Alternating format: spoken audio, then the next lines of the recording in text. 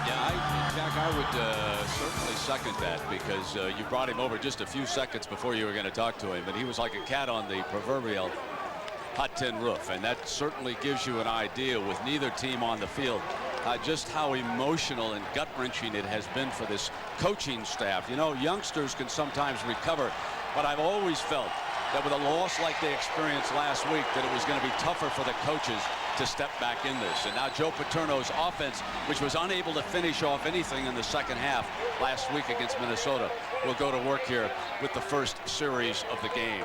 And here is Hayden Epstein out of Cardiff, California, a sophomore kicker for Michigan, who handles kicking off, kicking field goals, and punting here today. Larry Johnson, number 5, and Kenny Watson, 22, are back deep for the Nittany Lions.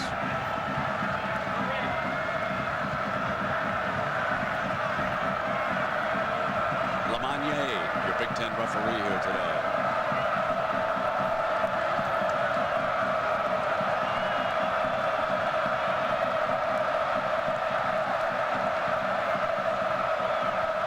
And finally, it's time to try and forget Minnesota. They'll take a knee and bring it out on the 20, but we asked quarterback Kevin Thompson, how was the loss to the Gophers last week for you personally to take?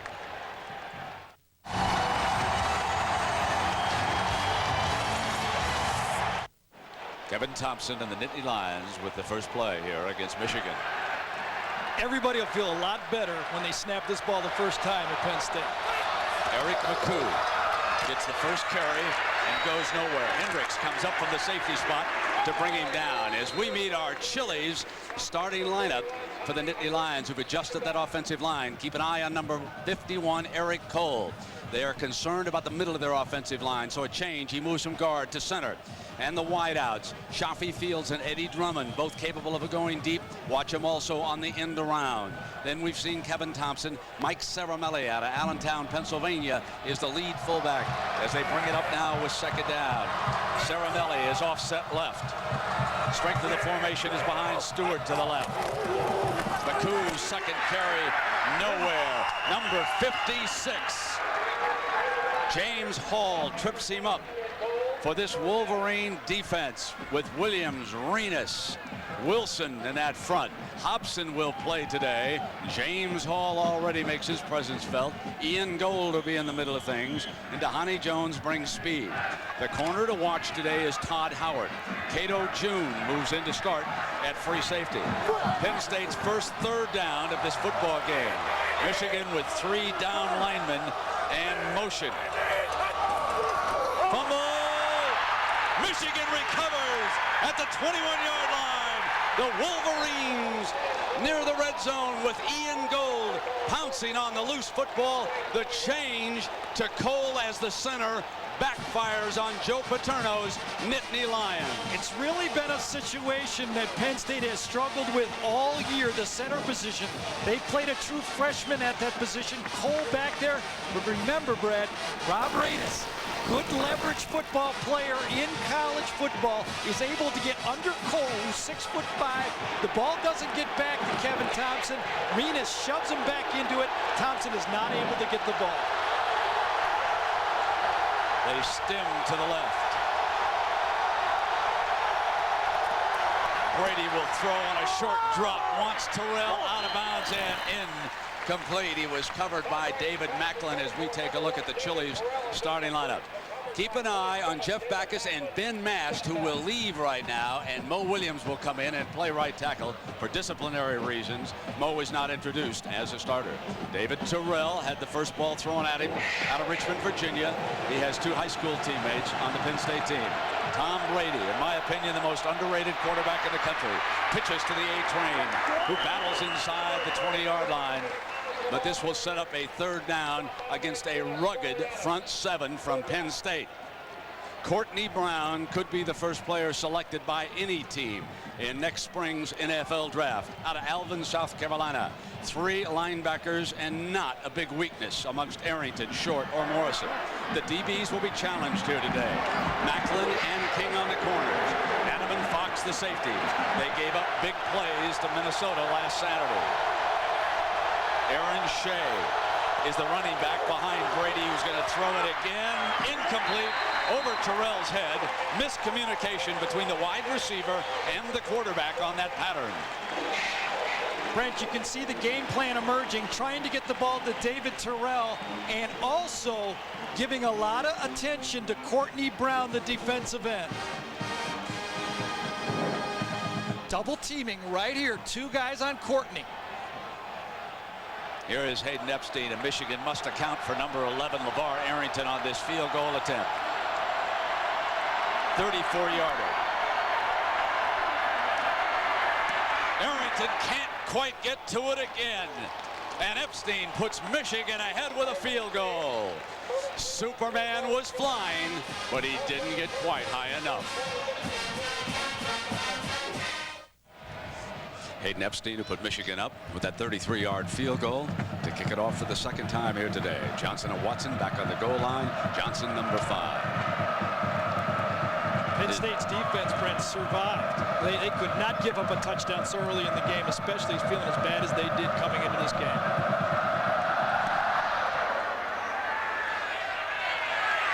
High, deep kickoff. Watson will bring it out into the middle.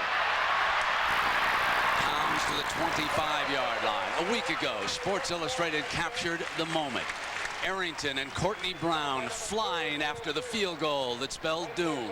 They couldn't get quite high enough. Yeah, here's a look at it again. Watch what's going to happen. Courtney and LeVar get up. They jump, they sky, they time it well, but the ball actually goes inside of them on that play. A little bit misaligned. And that was the one just moments ago here in Happy Valley. Now Thompson brings him up 1st and 10. Motion, Fields. Blitz, Jones. Pass, in trouble. Down he goes as Gold gets a hand on his foot, but it was DeHoney Jones who blew the play up. Let's take a look, Brent, at the Dell Game Solutions. When Penn State has the ball, Penn State needs to be consistent. Run it a little, pass it a little, don't fumble the snap. Wide receivers have to help whatever quarterback's in the game. Thompson or Rashard Casey, get off some press coverage, somebody to throw to. Michigan defense, this is not a great Penn State offense. No cheapies, no easy touchdowns. And when Casey comes in the game, keep him in the pocket. I don't care how you do it, rush it, whatever, keep him in the pocket. 2nd and 15 for the Nittany Lions. Movement. Renas, was he pulled across by the offensive line? The flags fly. So the young man with a lot of pressure on him as Eric Cole from Kennett Square, Pennsylvania, the senior now, moves to the center spot. 98 season, he played center. Snap, contact, defense, 5-yard penalty, still 2nd down. Brent, this is not Eric Cole's first game ever at center. He played last year against Michigan State at the center position. Hasn't played this year. Played guard all year. Francis Spano and Joe Iorio, 2 players. This is the 3rd different center Penn State has used. The hard count gets the 5 yards back from Thompson. Offensive line holds this time complete. Fields far side. Out of bounds, close to midfield. First down, Penn State. Very simple call that time for Penn State. Aren't looking for the touchdown. They're just looking to be consistent. Throw the ball out there. One-on-one coverage. Chaffee out there. Todd Howard, look at nice cushion right there. A little bit of a turn by Todd Howard early, and Chaffee gets the ball. Big first down so far for Penn State. Sam Crenshaw being pressed in a wide receiver. So McCoo runs to the short side. Bolts across midfield. Fumble! Penn State recovers, I believe, but hold on, the umpire, no, Michigan. Penn State had the ball and fumbled it away again, and now Michigan has recovered 2 quick turnovers on the Nittany Lions. Paterno has to be just beside himself at how things are turning here in the early going. Eric McCoo has been their game-breaking tailback. Ran for over 100 yards last week against Minnesota, but a great tackle that time, right on the football by Cato June. New free safety, a playmaker, made the play, put his helmet right on the football. Kareem McKenzie, the tackle, had the ball and let it get away. And now Michigan comes back with its second series. The A train is deep and ready to go to work. Here he comes, right side of the offensive line. Just buries his helmet in there. Let's take a look at the Dell Game Solutions for Michigan. First of all, this game, they have to protect Tom Brady. Last year, not 1 sack by Penn State. First, then win a fist fight. What that means is Michigan wants to be physical with this Penn State defense. They think they can set the tone of the game. Penn State has been making too many mental errors on defense. Know the defense, do your assignment. And then when Tom Brady gets into the pocket, Penn State would love to force him wide and make him throw out of the run. Terrell and Knight are off to Brady's left. They train at a wing spot. Arrington coming on a blitz, and Short gets through. Arrington and Brandon Short gang up the middle, and that allows Brandon Short to bolt free for the sack. You talk about a one-dimensional rushing team. You can see Short right there is going to hit the gap. Arrington draws the blocking. It looks like Michigan was a bit confused by the movement of Penn State's defense. Michigan has said that Penn State runs as many different fronts as they have seen all year. Third down and 14, and Thomas comes out. They go into an obvious passing formation with Marquise Walker, and Michigan will line up in a shotgun. Aaron Shea is the protector. They rush 5. Protection holds complete. Terrell inside the 45-yard line. First down, Michigan. A huge third down play and fine protection. It's like one of those crash dummies you see on television on this one. Terrell goes out about 16 yards, run the crossing route, right across, falls right on the 1. And then number 6, James Boyd, puts his helmet right on the number 1. That's a tremendous play by David Terrell, their playmaker. Brent, you can't play defense any better than that if you're a free safety. Drew Henson is coming into the game, and Brady was injured on that play. So Drew Henson steps in as the Wolverine quarterback. Thomas goes over to the left. Jackaroot's down below. We'll check Brady as quickly as we can. Here comes Diallo. Johnson's going to throw it on back. Henson all alone on the right side. Probably a planned play, and Henson is out. Was it a faked injury? We shall find out at the 21-yard line. He's pushed out of bounds. There's no doubt about it, Brent. This was part of their script. Tom Brady's running back out on the field. Drew Henson, a little better mobile quarterback. The double pass by Diallo Johnson, who was a high school quarterback, back to Henson, produces a big play early in this game. You know, when you got a team that's a little bit down, you're Michigan, you want to put the hammer to them early, get them feeling bad about their situation. It's exactly what Michigan's doing. Here's the toss, and here comes the A train running to the left side. Gets a beautiful block down at the 3-yard line. Steve Hutchinson gets outside for him and makes a crushing block, and you can see how he carries the load. Folks, when your second leading rusher is doing it on end arounds, you know how one-dimensional you are with a running back named the A-Train. Usually at Michigan, we're so familiar to them having more depth. Brent, the A-Train got back on track when the offensive line got healthy. There's no mystery about this. This offensive line is healthy for Michigan. He's running well. And Seymour may have pulled Morrison across the line of scrimmage. Let's check it out right now. I should say Karpakis, number 37, came right across. He indicated that Seymour, who was lined up as a wing, had pulled him off. Prior to the snap, ball Yes, start, indeed. offense, 5 yards, still first down. Brent, 4 of the 5 offensive linemen are back for this Michigan team from a year ago that ran the ball very effectively against Penn State. They only are missing John Jansen, a tackle. Steve Hutchinson, who made that great block on the counter play, was nicked all year. He's the most healthy he has been all year, and you can see the difference in this offensive line. First down and goal. Here's Thomas. Arrington closing in from behind on him. And Jack Arute, that was a great bit of trickery there. No wonder Coach Carr doesn't want anybody in his practice. Brent, that is what makes rivalry so important as this one continues to grow. They took Brady off. He feigned a limp to try and throw a dummy, as they say, to the Penn State defense. As you can see, he's back in there. He's not hurt or affected at all.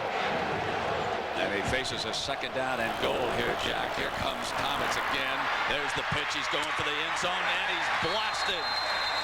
That is Jew who came up and hit him, the nickel back.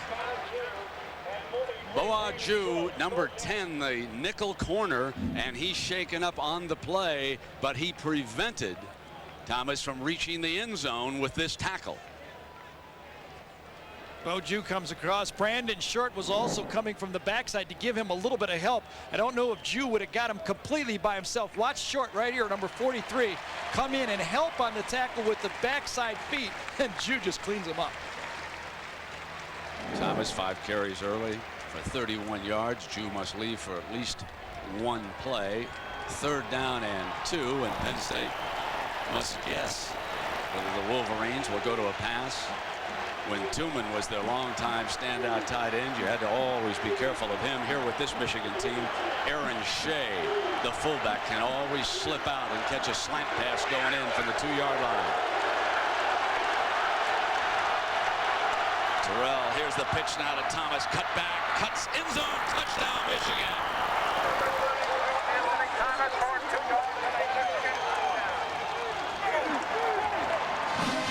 Michigan came into this game believing they could run the football. If they run the football, they know that Tom Brady will not get that pressure throwing the ball. And so far, Penn State has turned it over twice and given Michigan a chance to get off in this football game.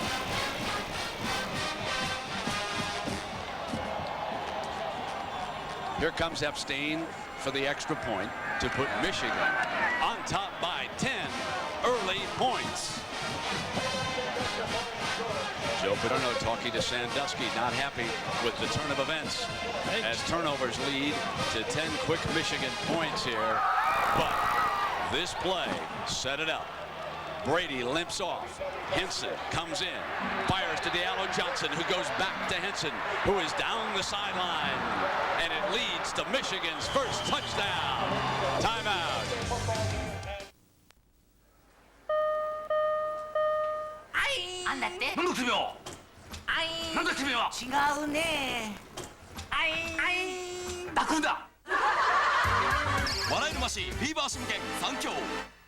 Isn't お腹を引っ込ませるために私たちは実に様々な努力をします。でもついに究極の方法が見つかりました。革命的な商品アブフレックスをご紹介しましょう。家庭用のフィットネス器具としては初めて上部、下部、側部の腹筋に直接、しかもこの上だけ簡単に働きかけます。これまで直接的に働きかけるのが難しかった腹筋にストレートに力を集中させます。アブフレックスは18段階ものレベルの調節が可能。負荷を 3kg から 60kg までと初心者から上級者まで安心してお使いいただけます。腰に全く負担をかけずに数週間でドラマチックな効果をもたらすことでしょう。アブフレックスを今9800円でお届けします。お申し込みはこちらまで。フリーダイヤル 0120-666-825 番。なお代金はお届けの際に現金にてお支払いください。商品はお届けまでに 2,3 週間かかります。お申し込みの際にご覧の放送局をお知らせください。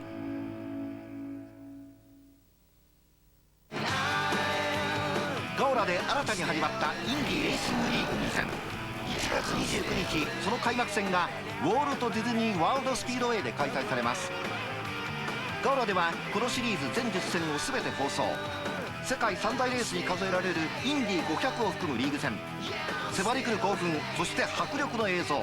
開幕戦インディ200は2月26日土曜日夜11時から。お楽しみに。どこにもない。いや、ここにある。俺がガオラの男前。No special kid. Gaura.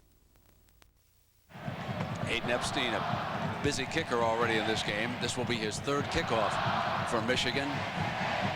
Brent, and interestingly, he's done a great job of hanging it. We're going to show you right here into the wind, too. It's really helped with coverage. Clock right down here in the corner of your screen. You can watch why good coverage the kicker helps. Up in the air, Watson from the 8-yard line. Short of the 25-yard line and down. And let's send you now to John Saunders for the update on Georgia Tech and Joe Hamilton. John? Well, Brent, here on the Burger King update, Joe Hamilton may be chasing Ron Dane for the Heisman Trophy right now, but he's off to a good start against Clemson. 28 yards to Kelly Campbell here, a 14-0 start for Clemson. That's their lead right now. We'll continue to follow Joe Hamilton, 14-0. Brent. John, we'll see if he can keep that lead, which they were unable to do against Virginia last week. Thompson, still the Nittany Lion quarterback. They have turned it over twice on fumbles here in this game so far. Thompson down 10, fires first down, and it is complete. Eric McCoo slips out of the backfield, and a reminder that ABC Sports presentation of college football. I believe Rashard Casey's going to be the wild card in this football game.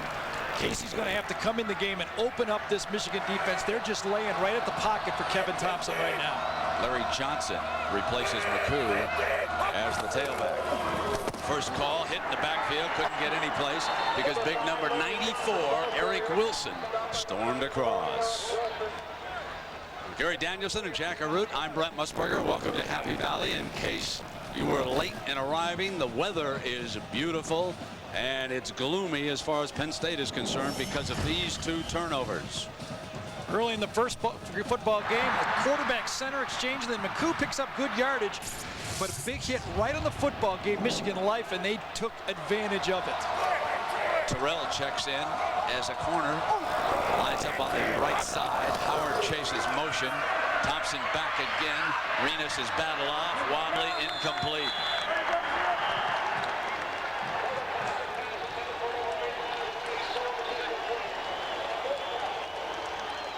And Fran Ganter, the offensive coordinator, with his hands full against this Michigan defense. Brent, Michigan feels confident that they can blitz and rush the quarterback, and Thompson will not get out of the pocket. Rashard Casey's going to have to loosen up this defense for Penn State to be effective. That pigeon. Diallo Johnson. 22. Diallo to the 34-yard line of the Michigan football. So the Wolverines, who have dominated Penn State the last 2 years, lead this one 10-0. Timeout. The cheerleaders will try to spark this crowd, but it has been somewhat gloomy around the Happy Valley all week long. The hangover from the Minnesota Miracle. First down and 10. Michigan with a 10-point lead.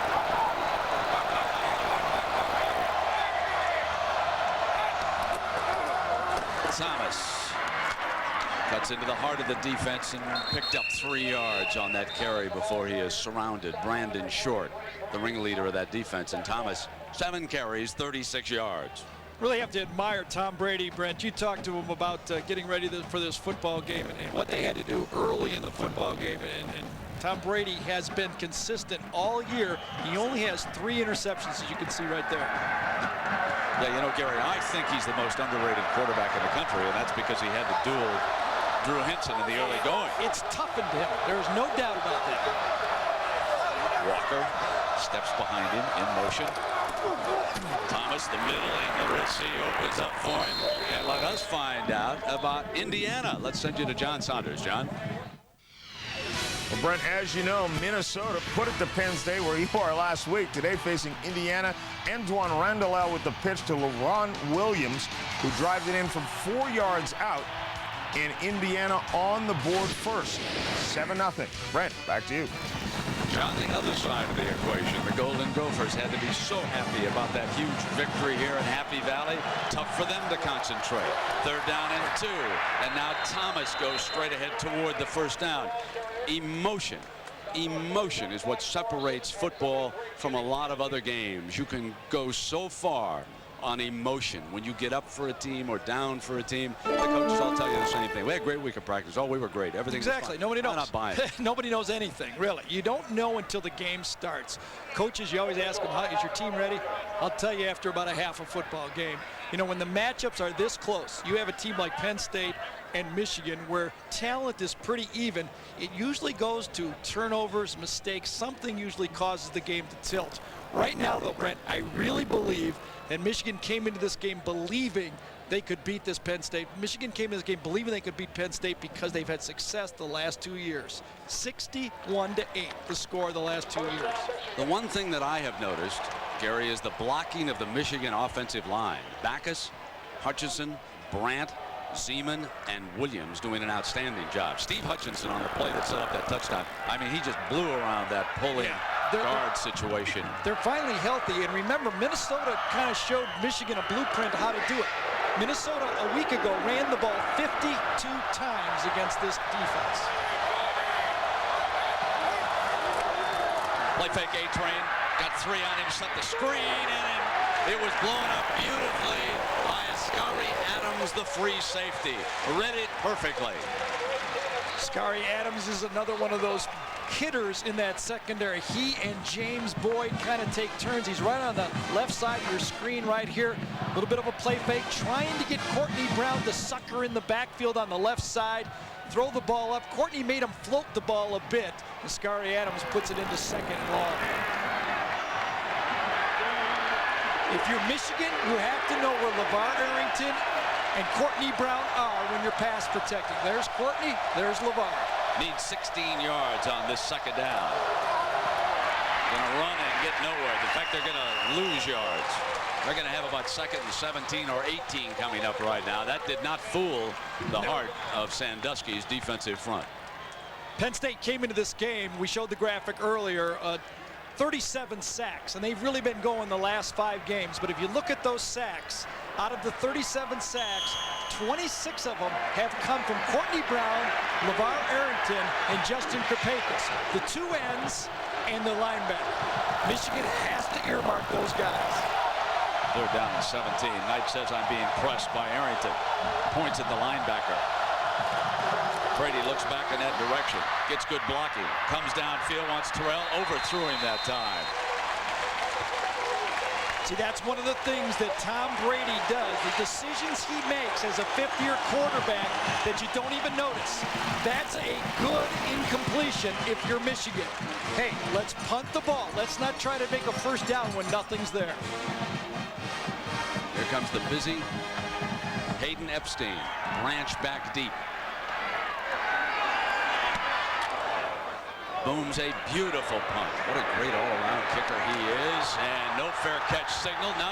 Did he get too close to him? Penalty flag is flying against Michigan. Did he violate the halo? We'll find out. That was Charles Drake, one of their young running backs downfield. Well, this, you can't do it any better than this. At least the old way it was done. I mean, now they're giving these guys 2 yards, a 2-yard halo. That is going to be the call list on this play. But if you're a punt returner, this is what it feels like. You got your eyes up in the air. Can't really tell if it's within 2 yards, but he closed it very quickly that time. One more look at it. Oh, I don't know. I think that was more. He's just so fast that fooled the official that time. I thought that was good defense. It's not a killer of a penalty for Michigan. It's only a 5-yard penalty. A little more killer if you're catching punts. And you get killed like that. Penn State with a new quarterback, Rashard Casey. Checks in behind center, his first series. A little more mobile than Kevin. They blitz right away, hand to McCoo. McCoo finds a bit of a crease, and Whitley finally wrestles him down at the 19-yard line. And one more look down in the truck. They said the ball is caught. Looks to me like he's at least 2 yards away. Kind of a rough call for Michigan on that one. Young running backs downfield. Well, this, you can't do it any better than this. At least the old way it was done. I mean, now they're giving these guys 2 yards, a 2-yard halo. That is going to be the call list on this play. But if you're a punt returner, this is what it feels like. You got your eyes up in the air. Can't really tell if it's within 2 yards, but he closed it very quickly that time. One more look at it. Oh, I don't know. I think that was more. He's just so fast, that fooled the official that time. I thought that was good defense. It's not a killer of a penalty for Michigan. It's only a 5-yard penalty. A little more killer if you're catching punts. And you get killed like that. Penn State with a new quarterback, Rashard Casey. Checks in behind center, his first series. A little more mobile than Kevin. They blitz right away, hand to McCoo. McCoo finds a bit of a crease, and Whitley finally wrestles him down at the 19-yard line. And one more look down the truck. They said the ball is caught. Looks to me like he's at least 2 yards away. Kind of a rough call for Michigan on that one. You mentioned it, Brent, the game plan against Rashard Casey late in the year, maybe since the Indiana game when Casey had that great game, is to blitz him. Michigan follows exactly what they've seen on film. Let's blitz him and let's make him make decisions quick. Fields in motion, now he turns back. Casey looks for him over the middle. Jones after him. He slips free. And now Casey tough on the move. And a penalty flag has been thrown.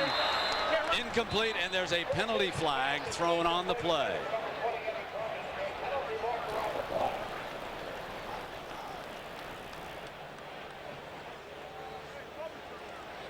You have a game plan, keep him in the pocket. That's easier said than done. You have a great athlete, right, Rashard Casey right there.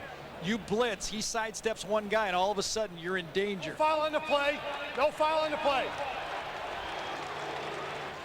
And Terrell back in on defense. He'll line up as one of the corners along with Howard. Three and fumble, three and punt. Ooh. There is third down for Casey. Penn State unable to get anything going here today offensively. On the move again. Dangerous, and he'll keep it, but he won't get enough. Well, how are the Volunteers of Tennessee doing today? Let's find out from John Saunders. John? Well, Brent, as you know, Tennessee #2 in the BCS standings and looking to pile something on against Arkansas, but T. Martin is picked off by David Barrett. He returns it 44 yards for the touchdown. 7-0 is the early lead there.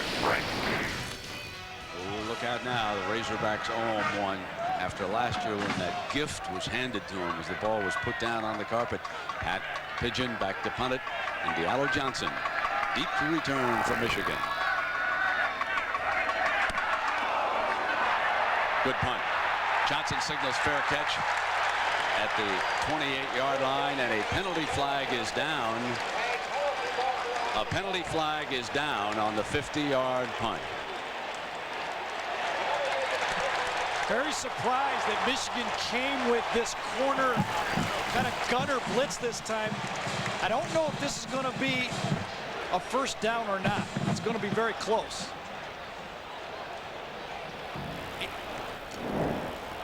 Coming from this side, coming right across. I think that's the guy that came right across the leg. Oh boy, barely touched him. You really can't even say he did a bad job. He runs right by him. That's a good job by the punter. Absolutely. I don't think he did touch him. I really don't think he touched him. That's no Clay Pigeon. I think Penn State has to punt again if it's not a first down. They cannot give Michigan the football. Defense, penalty is declined. First down, Michigan. Absolutely. That's a good job by Joe, because he would have had to punt anyway, and it was a very good punt with no return that time. Joe made the right move. A 50-yard punt. And an Academy Award to boot. Brent, one last look. Last time, 3rd and long. Rashard Casey, what he's going to do is give you bonus time. In the pocket, leaves the pocket. Stop the clock. Now, if you're in the secondary, you have to cover an extra 4 seconds on the play. Michigan was very disciplined and gave Casey nothing but the scramble. Terrell late to come to the offense. Thomas is behind the quarterback. It's an A-train run to the 32-yard line for 3 yards on the play.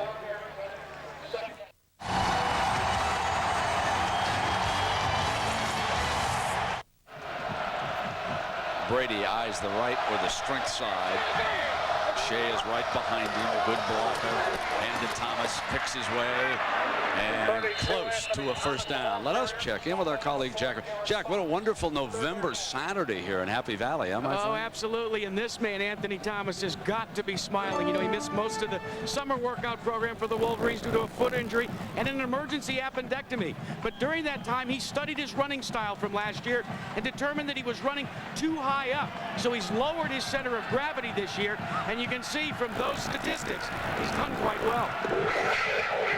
Averaging better than 4 yards a carry here against a rugged front 7 of the Nittany Lions. Courtney Brown has been very quiet so far. 3rd down and short. Thomas, 1st down, Michigan. Penn State is blitzing nearly every play against this Michigan offense. No safety in the middle of the play, the middle of the field. Jerry Sandusky, I think, is trying to create a big play and change the momentum of this football game with the strength of the Penn State team. The defense.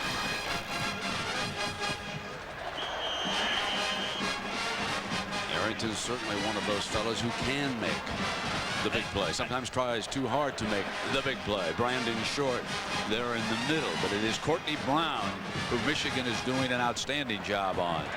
Michigan's going to let the quarter end and get the win.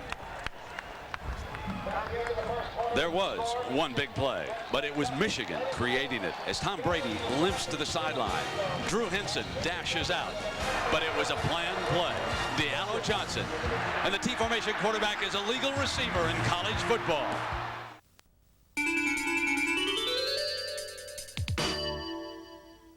奥様、お宅のタンスもこんなんじゃないですか？詰め込んじゃって服もシワシワもううんざり。そこで今アメリカで大ブレイクのフックンハンガー。これがあればパンツスッキリ洋服にっこり。使い方は簡単。開いたアームの12の穴に服をかけ、あとはそのまま閉じるだけ。つまり12着の収納が一つになって今までのスペースがほら2倍。もう大切な衣類がシワになって困るようなこともありません。さらにここにご注目。フックンハンガーには8個のフックがついているので意外にかさばるハンドバッグ、ネクタイ、ベルトなどもすっきり。探す手間なく着たいものがすぐ見つかるのも嬉しいですね。おやおや衣替えですか？そんな煩わしさもフックンハンガーでさよなら。それもそのはず。ほら12本ものパンツだってこれ一つでバッチリ。ほんとすごいでしょ。丈夫な樹脂でできているので重い洋服をまとめてかけてもへっちゃら。綺麗になればお子様たちも大喜び。日曜大工で無駄なお金を使うことはありません。押し入れだってほらご覧の通りすっきり広々。今ご覧のあなたにこのフックンハンガー3個をなんと3980円でお届けします。その上今回はホコリトリローラー2種類をプレゼント。抜群の粘着力でお出かけ前に簡単お手入れ。汚れても水洗いでほら元通り。フックンハンガー3個にこれをお付けしてなんと3980円。これでお宅のタンスすっきり洋服にっこり。アメリカで大ブレイク、クローゼットのスペースを有効利用するフックンハンガー。お店ではお買い求めいただけないフックンハンガー3個にホコリ取りローラー大小をお付けして3980円。お申し込みはフリーダイヤル 0120-874422 今すぐお電話ください。話題のフリー E メール Get it at Japan COJP。Michigan, an underdog, leading Penn State 10-0. Brent, no help on the 2 receivers deep. And Brady will look pass. Middle, Knight dropped it. Wow. That's a tough matchup for those corners. Those Michigan receivers are tough to handle one-on-one with no safety. When you run the ball effectively, you have to move up the safeties. Penn State is trying to stop the run, and they're putting the game right now in the hands of their corners. Michigan could burn them big time. Best passer of the game has been Diallo Johnson, huh? Brady's 2 of 6 for 11 yards. Second down and 10.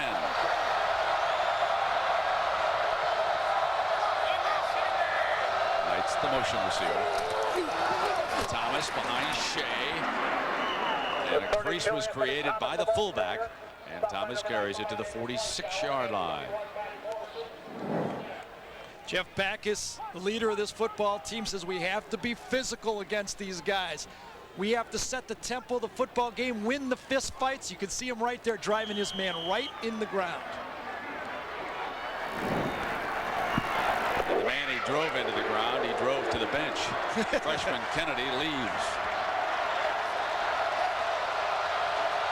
Third down, shotgun look. LeVar Arrington right there at the end of the line of scrimmage. Terrell off to the right. Brady gets great time, goes to Terrell, incomplete at midfield. More on the exciting one, Joe Hamilton. And here's the exciting John Saunders. John?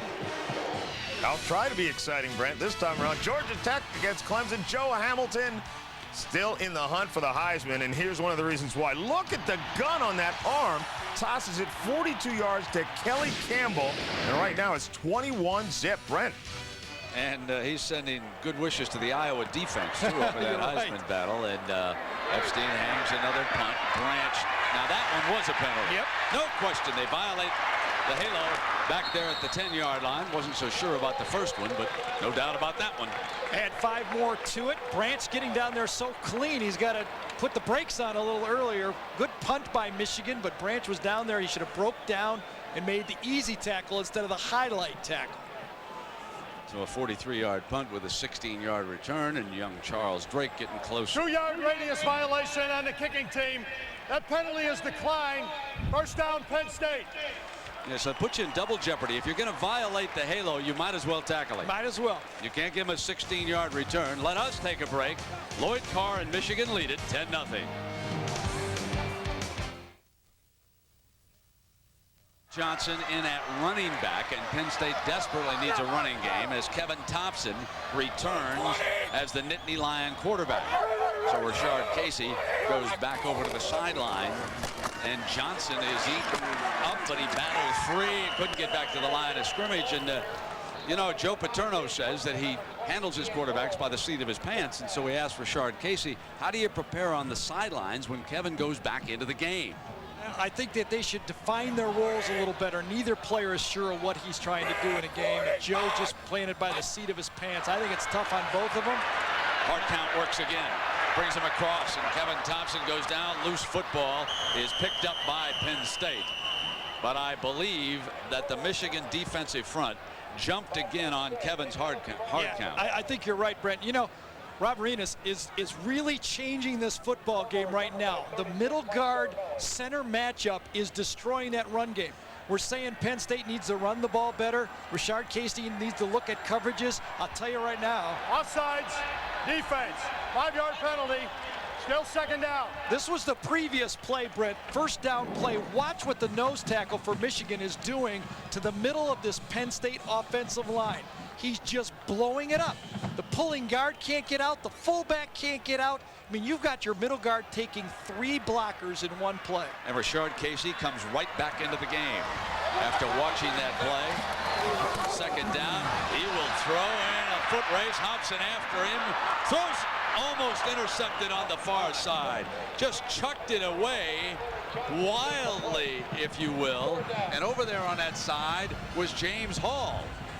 James Hall looked like it was right in his hands. Jack, how's the crowd, my friend? Well, Brent, normally if you had 90,000 of your faithful at one place, you'd be excited. You'd have the home field advantage. Here today, they will cheer the defense for the Penn State Nittany Lions. But right now, when the Nittany Lions are on offense, it's definitely quiet. In fact, I've been to midget football games with more enthusiasm. You almost feel as if maybe they're waiting for the other shoe to drop. Yeah, they still haven't recovered. Now they're down by 10 points, and Kevin Thompson checks back into the football game for Penn State. So he goes on 1st and 3rd, and Joe starts to run it like Steve Spurrier does down in Gainesville. That fires, caught, Fields, first down. Best pass play of the day, and it goes to the 46-yard line, a gain of 17. You're going to throw the ball against Michigan. You have to throw it on time, and you have to hit the middle of the field. Watch the timing this time. Thompson comes back, slant pass, middle of the field, throw it on these Michigan linebackers. They're very aggressive in the run game, so you have to make them pay and understand that if you get up there and sniff the run game, I'm going to throw the ball over the middle of the field. Johnson, son of one of the Nittany Lion coaches, still in there at tailback. 1st down and 10. Fields the motion receiver. Fake Thompson hit on the release. Almost intercepted. Howard should have caught it. Good. In and out of his hands. He took off before catching the ball. Kevin Thompson took a hit just as he let that ball go, and I don't think this one's a fake. This one, he's down. And Rashard Casey, helmet on, ready to come back in the game. A little bit of a bootleg play this time, play action pass, and watch this. Just as he lets it go, he gets driven into the ground. Those are the one Hall puts him right under the chin. When you drive the quarterback down, those are the ones you feel. Watch this, boom, and then he drives him into the ground. The ball was wildly thrown, should have been intercepted. In the last 3 passes, Michigan should have intercepted 2 of them. Must leave for at least one play. Casey back into the huddle, facing a 2nd and 10. Have to wonder what Fran Ganter, who has to call the plays, what his mindset must be trying to handle this 2-quarterback situation. Arenas with that cocked look at the nose. Casey, play fake, steps away from the rush, trying to get an alley, now drops back, sandlot football, rolls right, fires, Caramelli the fullback, penalty flag down, and the tackle made at the 46-yard line, but there's yellow on the field. You know what struck me is I just wonder if a Penn State offensive lineman was downfield. When you hold the ball that long and you suspect that Casey is going to run the ball, I'm just wondering if one of the offensive linemen was downfield.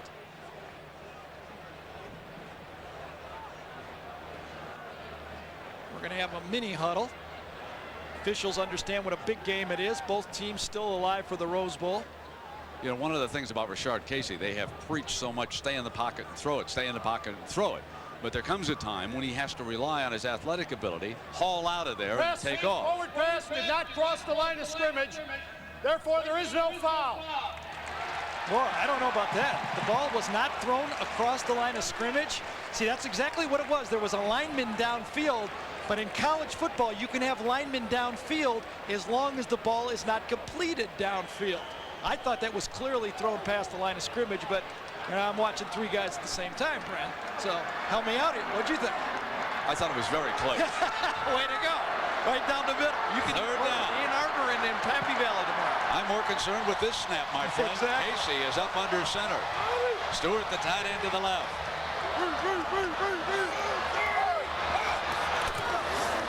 Play fake, Johnson. Nobody open, and down he goes on the sack by Victor Hobson, the freshman outside linebacker. So we move to the top of the hour here at a not-so-happy Valley.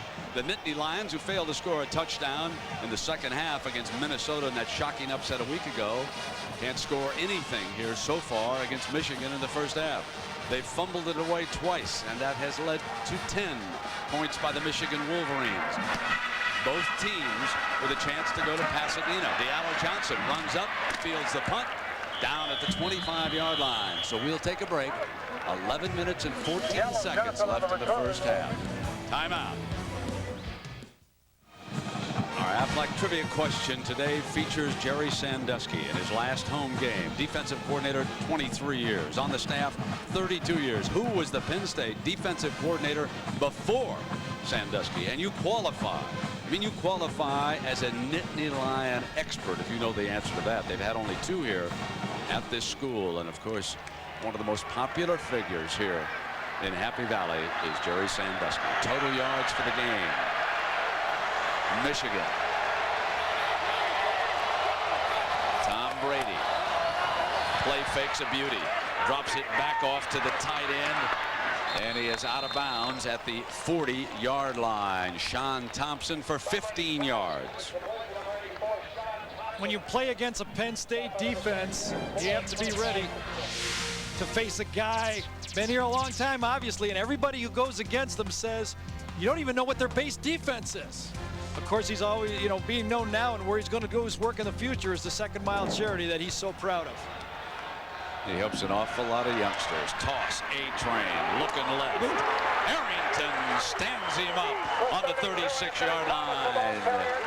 We go to New York and John Saunders. Well, Brent, Joe Hamilton is sending a statement to Ron Dane. He goes 12 yards here to Conrad Andrzejewski for the touchdown.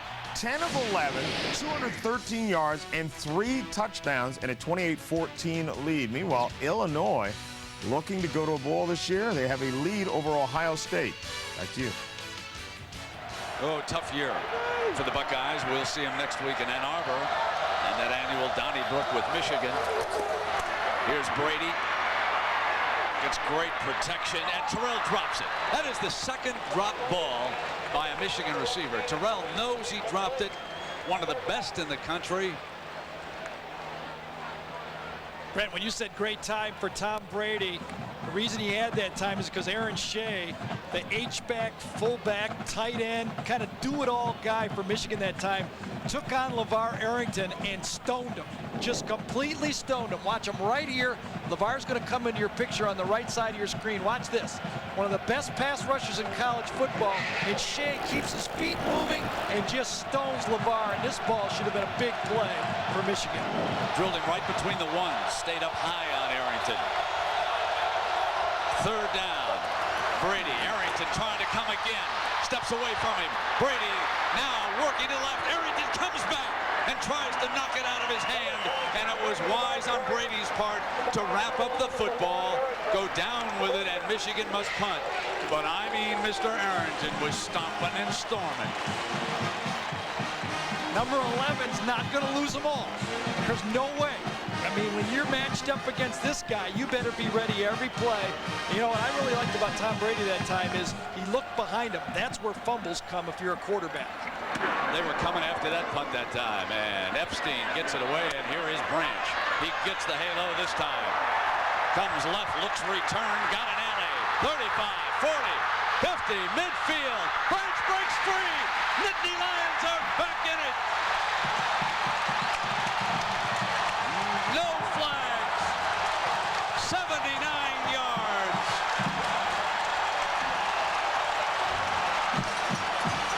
A former teammate of David Terrell puts the Nittany Lions back in this football game against Michigan. Bruce Branch, 185-pound sophomore corner. Brent, I really believe the last 2 halo penalties against Michigan affected their punt coverage this time. They came down more under control. They didn't attack the punt returner, and they paid the price for it. They were just trotting down that time to avoid a penalty. Travis Forney. The crowd finally alive. The sun breaking through on them. Something to cheer if you're a Penn State fan. Bruce Branch catches this ball with about a 10-yard cushion to make people miss. One crackback block, cuts inside, and now you're running against fullbacks and centers and punters. You're not going to catch this guy. He'll make you miss all the time. A tremendous play by Penn State to get back in the game, but sometimes you got to have a little help when you're a defensive coordinator from some of your playmakers. Timeout. The Valley's happy again. あなたを襲う悪夢。それは地球のどこかで現実に起きている悪夢です。ようこそ生と死が隣り合わせの世界へ。ようこそ野生のプレデターへ。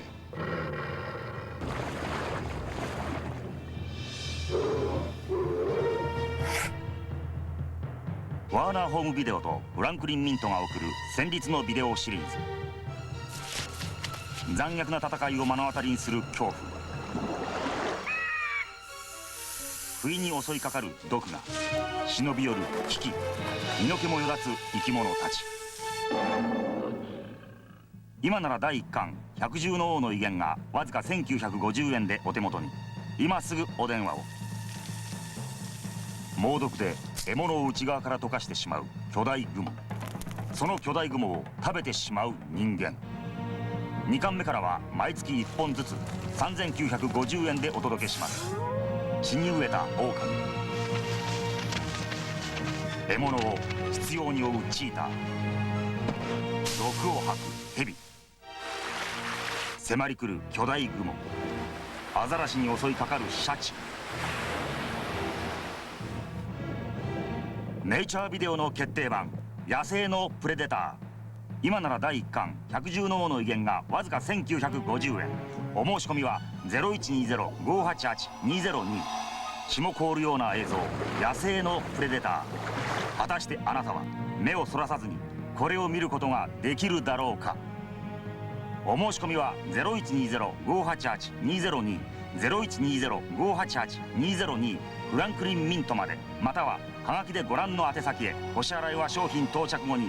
今すぐお電話ください。 Battle of number ones from Richmond, Virginia. This is Bruce Branch, who has just electrified this crowd. His one-time high school teammate, David Terrell, on the Michigan sideline. He dropped a pass, a costly pass, moments ago. Kickoff is fielded by Walter Cross. Backup tailback for Michigan. He's got an alley. Forney to beat. And Forney forces him using the sideline out of bounds at the 46. We talked about a big block on that punt return. Eric Sternfeld, number 58, is going to come into your picture and lay it right there. Watch this. Leaves his feet, actually takes two players on the play, and that's all that Branch needed to turn the corner and make Michigan pay, as you've said, for a drop pass that should have been a first down. A 53-yard return. Now, Brady and Michigan have not been overwhelming this defense. They were ahead by 10, largely because they were able to take advantage of a couple of fumbles. But the Penn State defense has been slowly tightening the noose here. Play fake, Brady's going to put it up on first down. Fires far sideline, Knight goes for it. No, incomplete on the far sideline. Touchdown by Michigan. The Penn State defense has really gotten comfortable out there. The last three series, 6 in a punt, 3 in a punt, and 4 in a punt. 3 straight series, the Penn State defense has kept them in the game. Second down and 10. Tight end to Courtney Brown's side. They try to run past him. They bring him upfield and take advantage of it with the A-train. Great call by the coaches. They let Courtney Brown come free upfield, and then the A-train runs to the 29-yard line. Terrific scheme. Penn State is gambling to stop the running game. When you miss one tackle, there's no secondary help back there. You make one guy miss. I think he made Derek Fox miss this time. And if you're Jerry Sandusky, you're just shaking your head. I put a run defense on. I had the one I wanted, and Michigan executed better than we did. Against Sandusky's D, Thomas 16 carries and 74 yards here in the first half. First down and 10. Brady on a play fake. Beats the pressure. Near side, complete Knight. Knight has got it, and he is out of bounds at the 15-yard line. That's a first down for the Wolverines. Well, our Aflac trivia quiz, and of course we featured Jerry Sandusky. This is the man who was the Penn State defensive coordinator before Jerry, longtime friend of Joe Paterno, still lives here. Jimmy O'Hara, as a matter of fact, Joe told us he lived with the O'Hara family for 11 years after he became the head coach. And following O'Hara, it was Sandusky. He's been the defensive coordinator for 23 years. First down and 10. No help on the slot. And the run back by Cross inside the 15-yard line. So the switch to Walter Cross And he is hit by Brandon Short, Cross's first carry of this game. It's such a tough matchup for Penn State. Anthony King and David Macklin are very good cover guys, but against these big receivers, Terrell goes 6'3", Marcus Knight goes 6'1", King and Macklin 5'8". When you put them in bump and run coverage with no help, you're asking for Michigan to throw the ball on the fade. Michigan desperately needs Terrell. And they jump the gun, so the penalty flags come flying. But David Terrell, who has dropped one, has only one catch. He's matched against one of the better defensive backs in the Big Ten, and that would be Macklin of Penn State, number 27. Take a look at David Macklin. He is a great cover guy because he does some things well despite his size. Still second down. Let's look at a scouting report on David. He's not big, but he has flawless body position. When he's covering a guy, he knows exactly where to get, and when the ball's in the air, he reacts well to it. He doesn't panic. He's only 5'9", so he has to have perfect body position, and he does. Second down. Usually, Brent. Macklin's got Terrell, left side. Brady rolling in that. Arrington's picked off, fires back, picked off. Fox has got it. 25, 30. Brady goes to the well in the center of the field. A dangerous spot on a throwback. And Derek Fox, the hero, makes him pay. Give half of this interception to LeVar Arrington. LeVar flushes Brady out of the pocket. That was the game plan. They believe Brady is going to make mistakes. Watch this. The A-train, Anthony Thomas, doesn't get a good block. Kind of puts an elbow up. Here comes LeVar. That forces it. And then here's Fox just baiting the quarterback to come in and pick it off. Leaves the guy open just like a basketball press and says, I dare you to throw it to him. I got it. Kevin Thompson back in at quarterback. Penn State to throw on first. Got it. Fields. And that's a first down for 14 yards. You know, for Michigan, they've been very careful with the football. For them, that's only their 9th turnover of this season, but it could be a huge one here. And only the 4th interception, the 6th interception of the year. 4th by Brady, a couple of them by Drew Henson. Johnson back in at running back. Obviously, they're very impressed with this young running back. Sarah Melly's the fullback. Here comes Johnson. Gain of about 2 yards, and a reminder.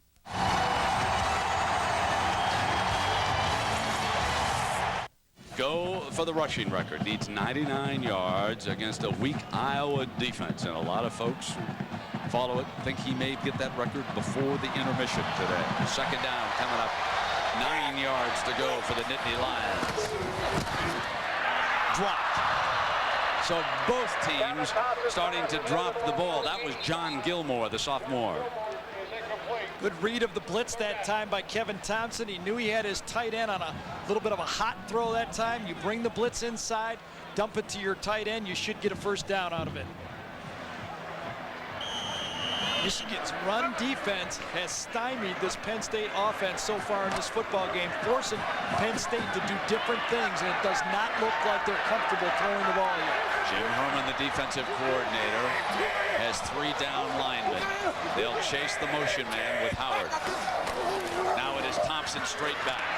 Gets his time, fires, incomplete. Whitley with good coverage on Corey Jones.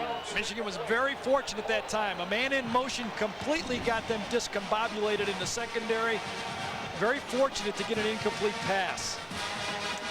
Penn State will come back to that play and that formation again. Matt Seneca is dropping back to punt this time instead of Pat Pigeon. Here on 4th down.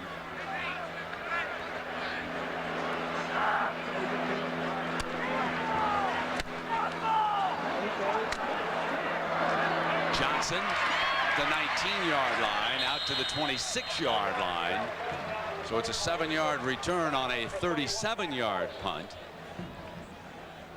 College football, you will see all those rankings get jumbled just like they were last year when we went right down to that final conference championship weekend, and setting up again. Huge one in Blacksburg tonight. Miami goes in to challenge VTech. How good are the Hokies? You'll get a chance tonight to find out. Boyd tackles Thomas before he can get off the line of scrimmage. Remember, that's James Boyd, the free safety. That's the guy who usually stands about 15 yards away from the quarterback and helps the corners and pass coverage. On first down, Penn State is selling out to try to get this Michigan running game under control. You know, Brent, the way Tom Brady has gotten off in this game, I know he's got a couple of them dropped and he has an interception. You just wonder if Michigan was still using the two quarterback position, if he'd still even be in the football game in the second half. I think it's much more comfortable to go the whole game, obviously knowing you're going to play the second half. Second down and 11. Arrington on a blitz. Picked up in the middle, so Brady goes.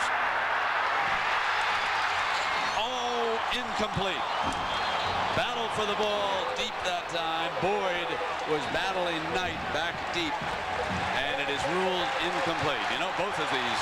I think they called it an interception. They changed it and called it an interception. It was waved off, and that is big for Rose Bowl hopes for Penn State, because if they win their last two games, and that interception will help them, and if they win those last two, if they go in to beat Michigan State, Michigan has to win, and they need help from Iowa here today, and of course Wisconsin needs Michigan to win here today. James Boyd has got the coverage on the ball. The ball is slightly underthrown. Boyd looks like he has it, comes down. I think that's a good call. Now the ball pops loose. I think that was the correct call. Let's look at it from behind. He's got it. He comes down.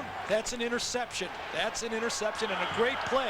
Boyd stops the run on first down. The interception play later. Outstanding call by the back judge, who overruled the field judge and said he had possession as he rolled over. Now Thompson in for the Nittany Lions. He'll throw on first down. And he's got Drummond at the 45-yard line. A 15-yard gain on first down. Michigan has been susceptible all year to passes over the middle of their defense. The Illini burned them for 4 touchdowns in the fourth quarter, and one big one I know was right over the middle all year. Michigan State did it to them when they had 10 plays of bigger than 20 yards against them in that football game. Michigan giving up more than 225 yards passing a game. Aaron Harris, it is the one back to block on the blitz. He's got it. Far side, Crenshaw, incomplete. Double team, safety coverage over to help Howard that time was Cato June, and it goes incomplete. There's a young man with a great future at Michigan right there. Number 2, you're going to be hearing about him. He's a freshman. He's 6'1", 213. Gives him size in that defensive backfield. Playing free safety here today. And Cato June will be remembered by Wolverine fans over the next few years. He's really sparked this defense since he replaced Dwayne Patton in there at the free safety mark. They haven't been able to make as many mistakes. Different player at free safety. Here's the blitz. Second down. No chance for Caramelli. He ran right into the blitz, and Hobson makes the stop. So Tennessee, remember, they fell behind Arkansas. What's happening there? Let's check in with John Saunders. Well, Brent also looking for the win and looking to pile on the points, but at this point just taking the lead.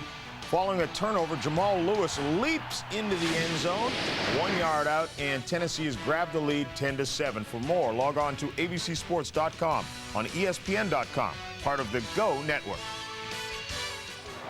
Yeah, John, you mentioned something. In those computer polls, you tend to run up the points.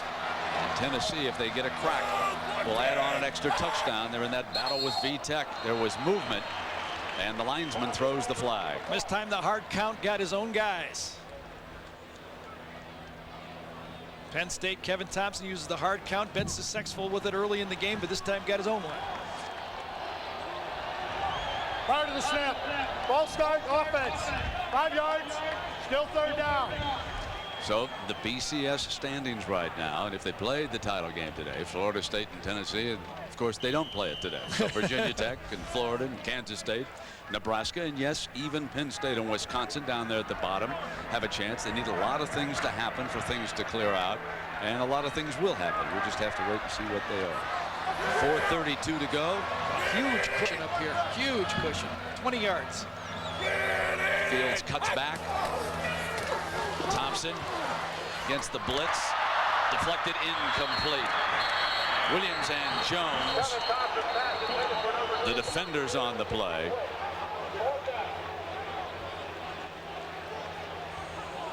And the Nittany Lions are forced to punt again. Both teams' game plan on defense has been very aggressive. Come after the quarterbacks. And I think they've been doing that, Brent, because neither one of the quarterbacks are very mobile. They can come at them and feel confident they're not going to get beat. I think we're punting by the seat of our pants. Chad Kroll is the third Nittany Lion punter. The audition continues. Fair catch at the 15-yard line. You have to wonder if there's an injury. Well, it has to be. We said an Academy Award, right, and maybe it wasn't. Maybe there was an injury.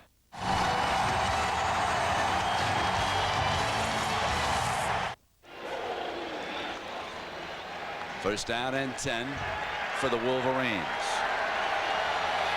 Thomas and Shea in the backfield behind Brady. Here is Shea. Huge hole. Breaks a tackle by Brandon Short. And finally, Arrington comes across to make sure that he is down on the play along with Adams. Michigan coming out. Mike DeBoer, the offensive coordinator, knows that Penn State knows that Anthony Thompson is the only guy that carries the ball. So you put Anthony Thompson in motion, you give it to Aaron Shea. Second down.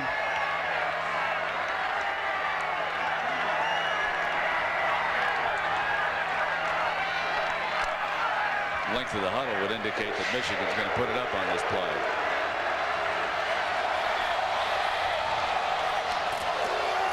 No. A-Train beats Derek Fox to the 30-yard line. First down, Michigan and Jackaroo. What's the injury status, my friend? Well, Brent, it could be one that could come into play. David Brandt, the starting center for the Michigan Wolverines, has hyperextended his right thumb. Now, they've retaped it. He expects to get back in the game, but Gary Danielson, you know the relationship that a center has with a quarterback. That could be a key thing today when you figure he's been relieved now by Frazier there underneath the ball. First down and 10. At least Frazier's had some experience at center. He'll snap it to Brady. And Shea down at the 31-yard line. So it'll be about second down and 9 coming up. Jimmy Kennedy, the freshman, back in that defensive line, makes the tackle number 73. So we got a punter we don't know is hurt. We got a center that might be hurt. And we got a quarterback exchange from the other team that caused a field goal early in the game. You think he hurt it faking? An injury? He fell on his thumb. That'd be a typical punter. Second down and 9 for the Wolverines. Thomas hit in the backfield by the big man. Number 11, LeVar Arrington. What great closing speed LeVar Arrington, who's out of the Pittsburgh area, possesses. Well, he's a sub 4.5 40 guy. He's got the body to do anything he wants to do. But you know who has been quiet, Brent? It's Courtney Brown. Best job of blocking against Courtney I've seen in a couple of years. Courtney Brown has been very quiet. Jeff Backus has done an outstanding job. Maurice Williams has also done a good job on it. Courtney is down at right defensive end right now against Backus. And again, Brady in trouble, slips away, and caught out of bounds. So that one will be incomplete. Kirpakis and Morrison closing in on Brady. Well, here he is. Branch, who already this season has returned 2 punts for touchdowns. He went 90 yards, remember, against Indiana. He represents the 7 for Penn State. And let's see how quickly Michigan can cover this one by Epstein. Hang it high. Branch is still let it bounce. Penn State will take over on their own 39-yard line. A Big Ten battle in Pennsylvania as Penn State, after losing a heartbreaker last week to Minnesota, hosting Michigan. The Wolverines have dominated them in each of the last 2 meetings. Since joining the Big Ten, Michigan and Penn State have broken even in 6 games. And right now, both teams hoping Rose Bowl, Fiesta Bowl, Orange Bowl, and who knows, maybe even the Sugar Bowl. Aaron Harris back in as the single running back now for the Nittany Lions. Here comes the blitz. Gold picked up, fires under pressure, got Fields on the blitz. Taken down by Howard. They burn the blitz. They burned the blitz, but I think they might have had the hold to do it. That blitz was timed perfectly by the linebacker that time, and I'm wondering if one of those Penn State guys didn't have to stick out an arm to block him. It's exactly what it's going to be. You time a blitz that well, you almost know that somebody on that offensive line cannot come off their block fast enough to get you.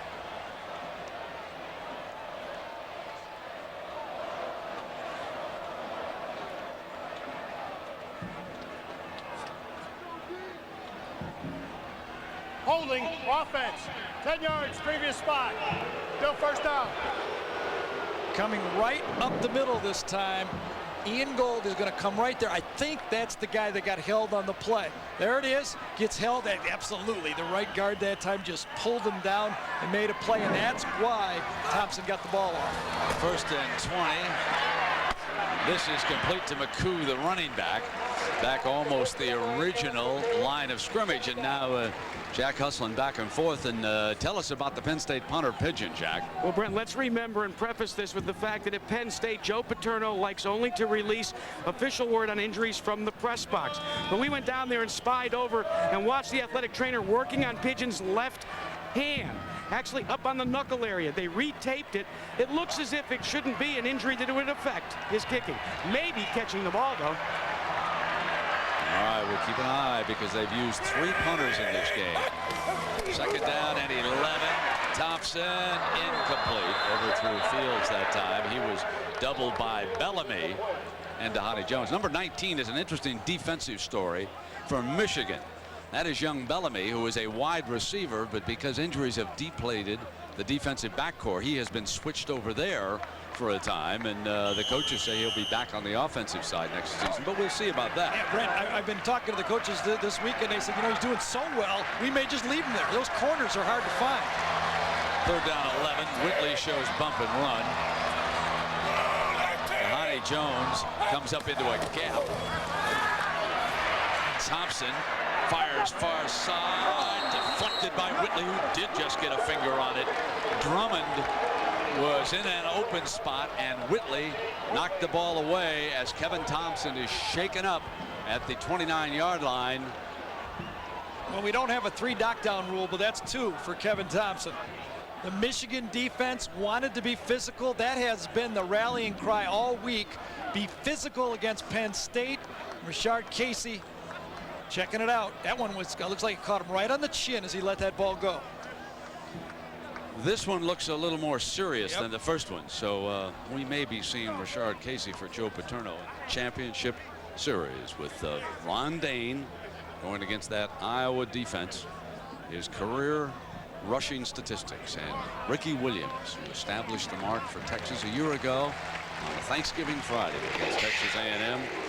Didn't last long, and you got to wonder, does Mike Ditka have anybody left to trade for Ron Dane? Just asking, Mike. That would be different, wouldn't it? Last play again. Looked like pretty good protection. Steps up to throw the football, and just as he lets it go, you can see it. That's a late hit. That's one right under the chin that in the NFL, at least, you're going to get reviewed.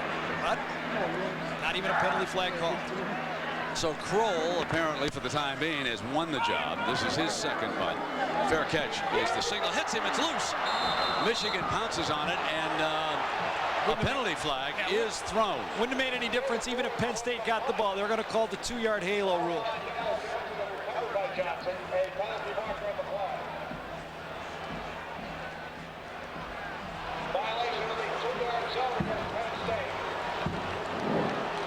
Yellow Johnson calls for the fair catch. Then he misjudges it and runs up.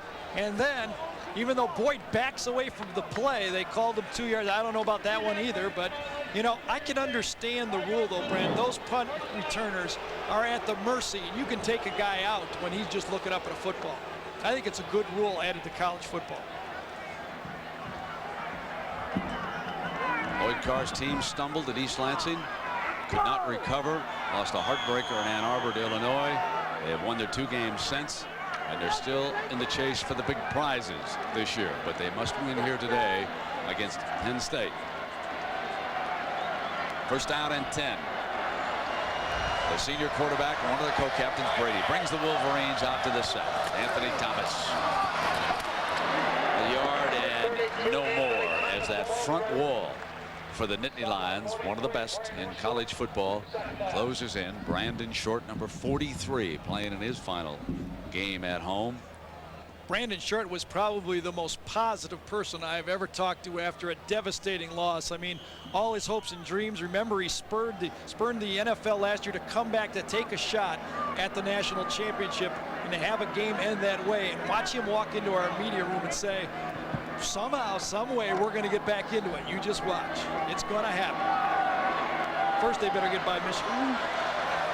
Williams now is matched against Courtney Brown. Brown gets down at left defensive end. Thomas runs into a stone wall over there in Michigan, bringing the final seconds down off the clock here in the first half. And Kevin Thompson, injured, heads toward the Penn State locker room for Joe Paterno, who may be forced to use Rashard Casey in the second half. We will find out. Michigan led it 10-0. A punt return made it 10-7. That's where we stand. Let's send you now to New York. John Saunders and Terry Bowden.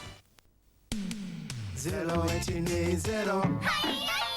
読むは毎日読むは毎日読むは毎日新聞読むは毎日来ないねこれ来るよねこれ来るよねあ来た来た来た来た来た来た来た来んだ来ました笑えるひとときを産業その疲れにリゲインをその疲れに J リゲインをその疲れにリゲイン A をリゲイン DX をリゲインゴールドリゲインを選ぼう抜け毛薄毛髪の悩みのリーブ21言いたいことはいろいろあるけど全ては言えないまずは電話悩み無用自分の髪はリーブ21あなたの髪はリーブ21髪悩んでないでリーブ21に任せなよ It's alright リーブ21 NFL フューチャーズ The Challenge 今日本人で最も NFL に近い男川口正史可能性を秘めた男は本場アメリカの NFL でプレーすることを夢見ながら NFL ヨーロッパへガオラは番組を通して川口選手のヨーロッパでの活躍をタイムリーに伝えていきます詳しくはご覧のアドレスにアクセスをあなたも川口選手を応援しませんかどこにもないがここにあるただの面白さじゃない Know the special kid Gaura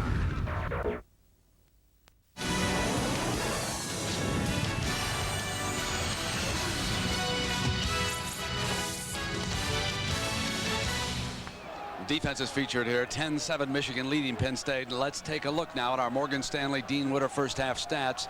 Penn State rushing for only 6 yards in the first half. Unbelievable, Gary Danielson. Brent, they've only ready for the second half kickoff. Michigan will go on the attack first.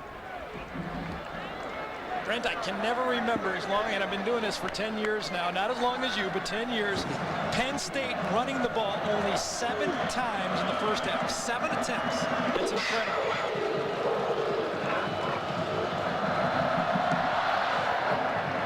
Walter Cross, buried in the end zone, takes a knee, and it'll come out. All right, Jack, you've talked to the coaches about injuries and that. What do they have to say? Also, poise was the keynote of his speech during halftime. But also, let's update you on Kevin Thompson. Joe Paterno says he's okay, expects Kevin to play more in this second half. All right, Jack, Anthony Thomas rushing for 85 yards in the first half. Fake toss by Brady. You're going to put it up on first down. No, he's not. Sacked at the 15-yard line, and Courtney Brown makes his appearance felt for the first time today, rolling in on Brady, and that is the second Penn State sack of the game. This was a one-man pattern to the tight end coming across the formation, and LeVar Arrington reads it. And actually, that's why Courtney, the two All-Americans, team up. He comes in and jams the tight end, runs with him, takes his 4.5 speed with him. Brady had nowhere to throw the ball.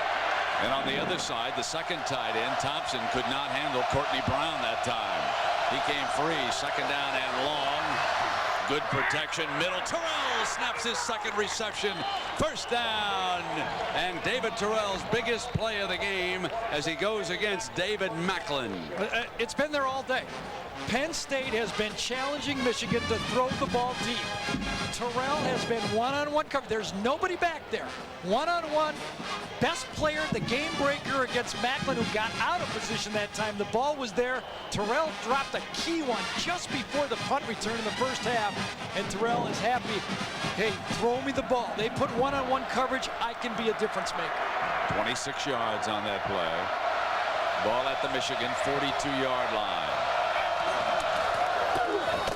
Shea batters the middle of the defense for 3 yards. Courtney Brown that time. Somebody woke Courtney Brown up at halftime because this time he beat Jeff Backus off the line.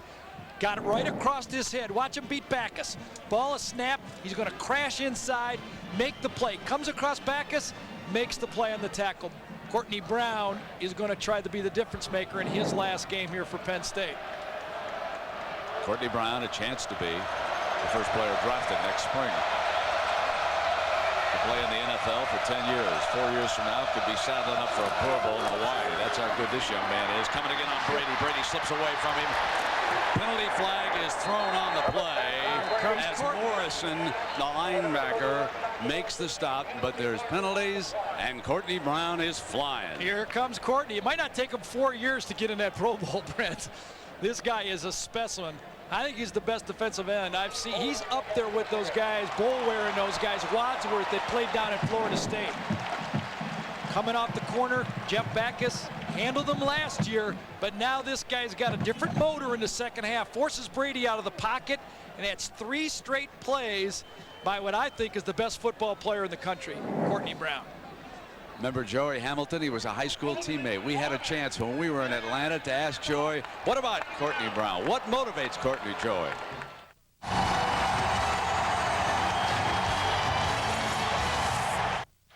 That's what he's doing here against Michigan, just taking him down and not saying a word. They got to double him this time. Still bull rushing in. Brady fires long. Knight dive incomplete. Tom Brady, I wish he had that one over again. Marcus Knight on a clear post pattern, and Brady kind of got a wobble out of it.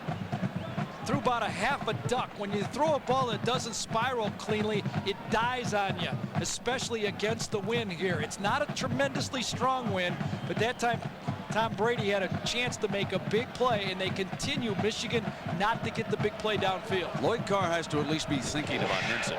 Brady 5 of 16 with 2 interceptions. Remember, Henson is a little more mobile, and if Courtney Brown starts to off on that pocket, they may need someone as Brady calls a timeout. Taking a look, and Brandon Short is now barking at that offense. It comes over he and Anthony Thomas. Well, they shake hands. Timeout. But until David Terrell caught that pass moments ago, Drew Henson was the leading receiver for Michigan. 1 catch with 23 yards. He's on the headset now, and the backup quarterback watching and listening to what the coaches are having signaled out to Brady. Here is 3rd down. Arrington trying to get in. Brady gets time, got a wide open David Terrell. 29 yards on the pass, Brady to Terrell. All game it's been one-on-one coverage for Terrell, but this time it was a zone, 2-time coverage. Terrell comes inside the slot and then fades to the outside. A perfect read of the defense. Safety comes over a bit late, Adams does, and Brady makes his best throw of the game that wasn't dropped. He had Terrell earlier, he had Knight earlier, and Brent, I don't think Michigan will change quarterbacks because of the success that Tom Brady has had in the 4th quarter this year for Lloyd Carr. He has won a couple of games that brought him back against Michigan State at the brink of victory.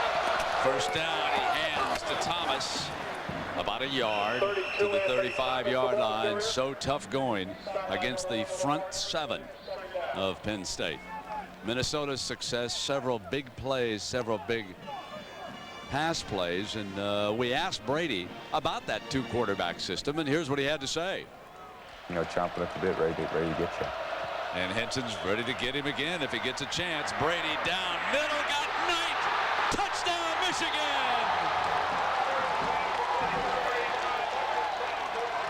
That's just too easy. Marcus Knight matched up against a strong safety for Penn State. That's too big of a gamble for me. I don't like that call at all. Penn State, Jerry Sandusky just trying to get to Brady and putting a strong safety in a position to play man-to-man coverage against a very skilled wide receiver. Blitz doesn't get there. Impossible for Fox to cover this guy. Derek Fox can't do it. It's not in his game. Hayden Epstein. Good. Breathing room for the Wolverines. They lead it by 10. So it was Tom Brady with Brandon Short closing in. Marcus Knight, 35 yards. Touchdown, Wolverines. Timeout. This is a sweet time for Marcus Knight. Remember, he almost quit the team as a freshman, feeling he wasn't contributing to the football squad. Now he's on schedule to graduate with a history degree. And Brent, you know what he says he wants to do this spring? Go out for center fielder for the Wolverines baseball team. That was a pretty good flying catch. Yeah, it looks to me like he can cover some ground out there in the gaps, Jack. That was pretty good speed on that 35-yard reception. Well-thrown ball. Penn State 7 points, a punt return for a touchdown. They hope to get something going here on a kickoff return, but Epstein, one of the best all-around kickers we've seen this year. Johnson's number 5, Watson's 22.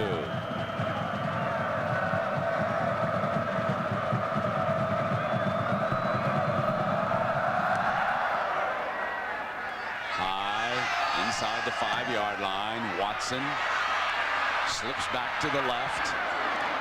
Now breaks a tackle and battles his way to the 23-yard line.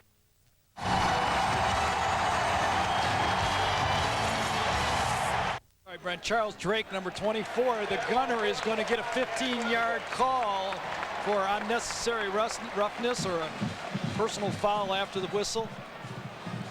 Drake, who played so well on the punt return early on the kickoff this time, kind of lost his cool and is going to give the Penn State team much better field position as he tack on 15 yards from the 22-yard line.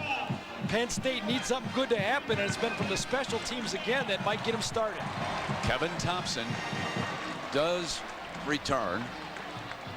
He is 6 of 14 passing for less than 100 yards, 80 yards, and Penn State desperately seeking some offense. Remember that number at halftime in the first half, rushing for only 6 yards. Hard to believe. Saramelli is the fullback. McCoo goes into a slot to the left. Thompson's going to throw in that direction, far outside. Drummond dives for the first down. Well, our Applebee's game fact, Penn State and Michigan, you know, they've played better than 2,150 games between them, but they've only met 6 times, and that was after Penn State joined the Big Ten. Hard to believe those teams did not play until 1993, and of course today, the 7th time that they have met. First down and 10. 1 yard shy of midfield. McCoo back at tailback. They'll try to run. Nothing doing. The Michigan front, led that time by Ian Gold and Eric Wilson, closed the hole quickly, and it is hard to believe, as many times as we've come here to Happy Valley, that a Penn State offense cannot saddle up and run the football. Brandon, you know what's really interesting is Michigan is not doing it with 8-man fronts. They've got safeties deep, all too deep all the time. They're doing it with just 7 in the box. Blitz that time, and it's incomplete to Fields. James Whitley makes the stop. You know what I see as a big difference in this Penn State team from the ones in the past that were effective running the football is a much more gifted offensive line. Able to run more, get up on linebackers, pull, and get outside the formation. The offensive line for Penn State do not seem as athletic in the pass, and the Michigan linebackers are beating them to the punch. So Terrell is in as a defensive back. He played both ways against Northwestern, intercepting a pass and catching a pass for a touchdown. That's something Charles Woodson didn't do, huh? So Thompson couldn't find somebody open, tries to get away from goal, slips Terrell, and he is double punched at the 46-yard line. That's going to leave them with about a long 5 for a first down coming up.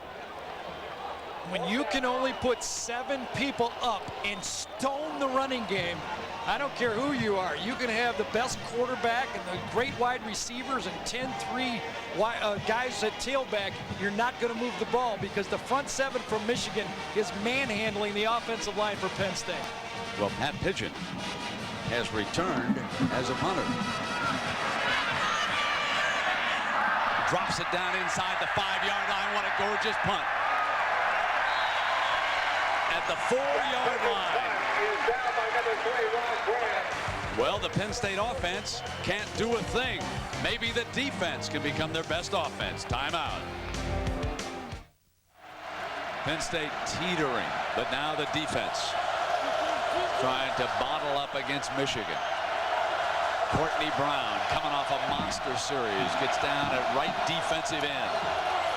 Thomas for a couple of yards, but in that last series, Courtney Brown was a one-man wrecking crew as the Nittany Lions flopping from side to side, in on a tackle, beating a block, applying pressure, the bull rush, doing all kinds of things, Gary. And on that last one, Michigan and Mike DeBoer made a good changeup, putting 2 guys on him, and that was the touchdown pass. As you look at Mike DeBoer, the offensive coordinator for Michigan, that was the touchdown pass to Marcus Knight. You're having problems? Give somebody some help. This guy's an NFL player out there. The crowd trying to make it tough. Brady, the senior, hands it off. Thomas slips and he's down. Adams on him quickly. Jackaroo. Brent, let's put a postscript on the great play of Courtney Brown. Go back to the sweet potato patch where he and Joe Hamilton first started playing football. Joe Hamilton was always one of the first to be picked, but because Courtney was so big and lanky and tended to fall over his feet, he was always the last player to be picked. They used to go, oh no, who wants Courtney? You take him. No, you take him. I bet you there's a lot of NFL scouts that'll be not saying that come draft day. Exactly. Along with Joe, they put Alvin, South Carolina, on the map. Literally. Third down. Thomas steps in motion. Brady to throw. Can't find an open receiver. Gets a lot of time and throws it incomplete and out of bounds. And Michigan will punt. That's a senior quarterback right there. Absolutely. Everybody bottled up. Don't take a sack. Don't take a safety. Get it up over the head. There was a receiver in the area, and now we'll punt. Remember that penalty that Charles Drake had that changed the field, gave Penn State 15 yards. That caused Michigan to get that ball down there on their own 3. Field position could get Penn State back in the game. Here's their attack, and boy, do they punt it away. They get it away, and in case you're wondering why they would punt it away, well, if you missed it in the first half, watch Branch at the mic. Fran Fisher and George Paterno. Branch makes the catch at the 20, coming to the near sideline. Can he get to the corner? He's at the 20. He's at the 25. He's at the 30, the 35, the 40, the 50. He's at the 45, the 40. He's at 30. He's going to go all the way. The big play. Good thinking. Good positive thinking. And that's the Penn State Radio Network. I guess you already guessed that, folks. And there they are, Fran and brother George up there in the booth. Now it is first down. Penn State got a chance. McCoo, short side, 25, and I can. Brent, one more look at the last punt. I don't know if he was kicking it away. The punter, after he made a great catch on this play, it was not a good snap above his head, and then the pressure from this side forces him barely to get the ball off. He gets hit, but the official said the ball was tipped, and that's why there's no roughing the punter on the play. Now Penn State with a chance. Eric Cole down at center. Play fake. Throw to Ceramelli. Bounces off that lick by Hobson, and he is just short of the 20-yard line. They have to reach the 19-yard line for a first down. I can just hear Joe Pa on the other sideline before this series. Let's play some Penn State football, Fran. I can just hear Joe Pa over there right now. He too knows that this team has been bottled up with this running game, and here comes a chance. And they get it done. 3rd and 2 for Joe Pa. With the offensive coordinator Fran Gantner watching. Johnson is the tailback. Caramelli would be the lead fullback if they ISO block on this. Here they come. Not gonna get it. A terrible looking play. Runs up the back of an offensive lineman. It was all window dressing. Those tight ends that shifted and went in motion, Michigan didn't even look up. They see big 2 6'5" guys go in motion. Who cares? Running the ball up, your physical back, Larry Johnson up there, and it was just stuffed inside. Not good enough blocking inside, and no play. Reminded me of that Minnesota run that Penn State could not pick up the first down. So Travis Forney to attempt a 39-yard field goal. This is very big.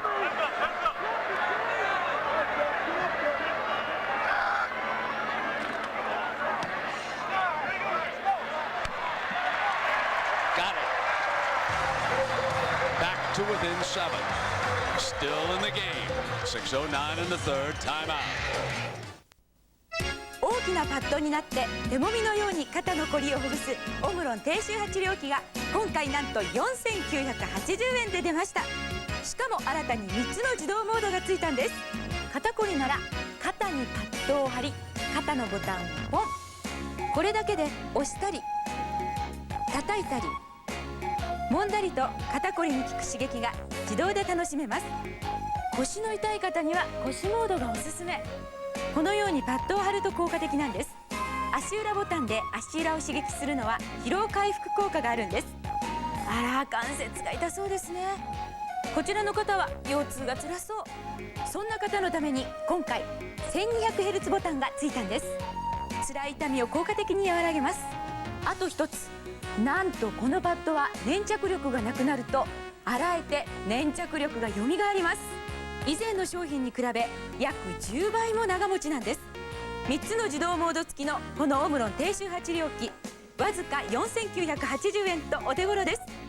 そして今回は関節モードと腕足モードを追加し、なんと5つの自動モード付きのデラックスタイプもご用意。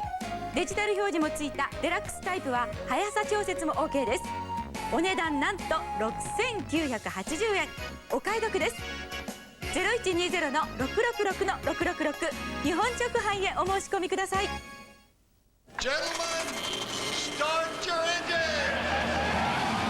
ナスカーウィンストンカップシリーズ2戦。ガオラでは昨年より大幅にスケールアップして20戦をセレクトしてオンエア。アメリカンモータースポーツの醍醐味をオーバー200マイルの世界からお届けします。3月はプレシーズンイベントのバドシュートアウト、そしてゲータレードツイン125デイトナ500をご覧の時間帯でお送りします。お楽しみに。 Hauled back 2 punts for touchdowns for the Nittany Lions as Brady loosened it up, playing catch with Henson on the Michigan sideline, and Walter Cross is the deep return man for Lloyd Carr and the Wolverines. Next week, Michigan goes to Ann Arbor to play Ohio State. Great kickoff. Cross going to come out anyway. And well short of the 20. Not a good decision. Speaking to the Buckeyes, John Saunders, how are they doing against Illinois? Right here in the Burger King update, they're not doing very well at all. Kurt Kittner here, 25 yards to Jameel Cox. And it is a huge lead for Illinois this time. Cook gets the touchdown. And this game in Columbus as well. Ohio State, if they lose this one, they have to beat Michigan to get in a bowl game. I can hear the boos all the way from Columbus right now. Oh, the natives must be very, very restless with that performance by the Buckeyes here today. Brady brings the Wolverines back out. 7-point lead. Michigan has won 2 in a row after losing 2 in a row. They were beaten by Illinois and Ann Arbor, so the Fighting Illini coming alive. Open man is Knight, and Arrington says not for long. Brandon, you know, we talked about what player might be missed most in college football this year by their team. I still say it's Joe Germain. That guy was big for Ohio State. The toss. Thomas out of bounds at the 22-yard line. Right, LeVar Arrington is playing some football. He had 15 tackles last week against Minnesota. This is the 10th of the game for him now. He's lined up in the middle. He's running free, and this is why a lot of people think this type of a game breaker, to me, he's very similar to Lawrence Taylor in the way he can dominate a football game as a linebacker. They've got two great linebackers here in Brandon Short and LeVar Arrington. Arrington a little more athletic than Brandon. Brandon the ringleader, calms things down, keeps this defense focused, especially the front seven. Third down shotgun. Arrington wants to come. Picked up by a lineman and incomplete, and they were closing in on it. There is a penalty flag down on the field. Well, LeVar Arrington was in the neutral zone first. I don't know if he got back. He did not.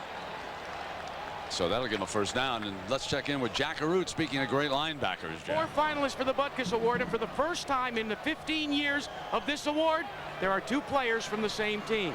The ultimate winner of this will be announced the first week in December. Brent?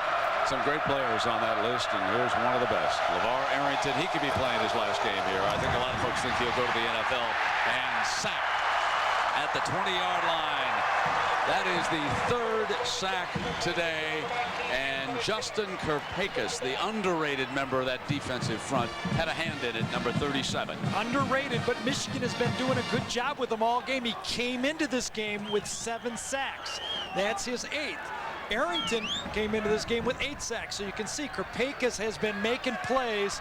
LeVar Arrington putting him back at the middle linebacker on the run plays and outside linebacker to rush the quarterback on the pass plays. Yeah, exactly. His fans don't want him jumping to Sunday ball, but he may be a youngster who's ready.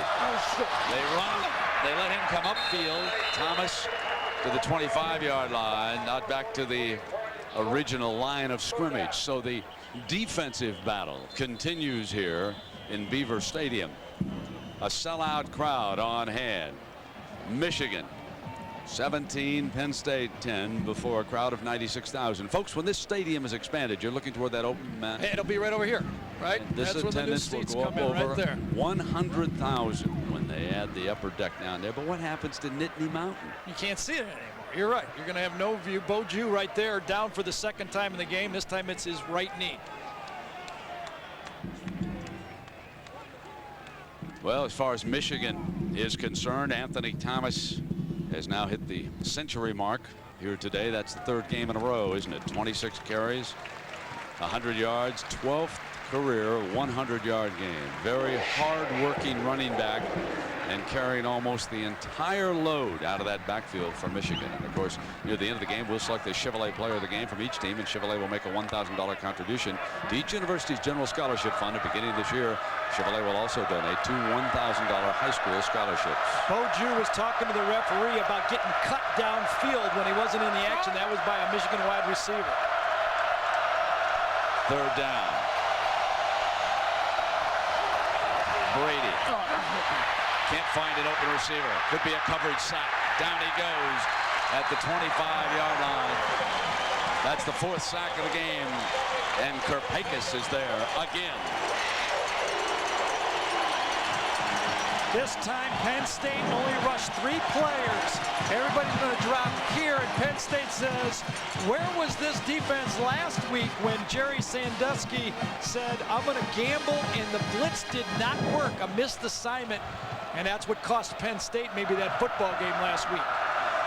Epstein and Branch waits. Great hunt. And a fair catch at the 33-yard line. Well, the Penn State offense, and they have not had a finishing drive in a long time. Remember, this offense did not score a touchdown in the second half of that terrible loss for Penn State against Minnesota a week ago. And here today, their touchdown has been a punt return. So nothing much doing for the Nittany Lion offense as they continue to have trouble. Thompson stays in. McCoo back in.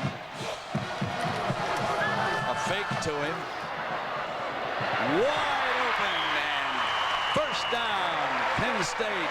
Choppy Fields, 15 yards. Well, that was a wonderful throw that time by Kevin Thompson because he had a guy right in his face as he let this go, and he gunned it out. That was a long throw to the outside of the formation, and I think that's the best one I've seen Kevin Thompson throw this year. Watch the pressure come from this side as he lets this ball go, and he has to throw it about 40, 35 yards out there, and he throws it right out on the line.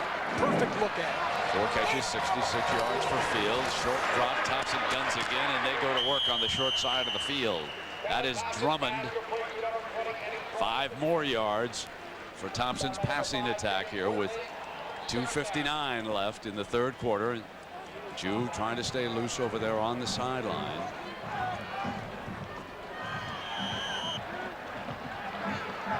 Sometimes you can try to establish the running game, and sometimes you got to say, we're not going to run. Let's just try to win this thing. Let's throw it. Saramelli, the lone running back behind Thompson. Thompson, and he's got Fields again for the first down to the Michigan 37-yard line. And Gary, I think you got something there.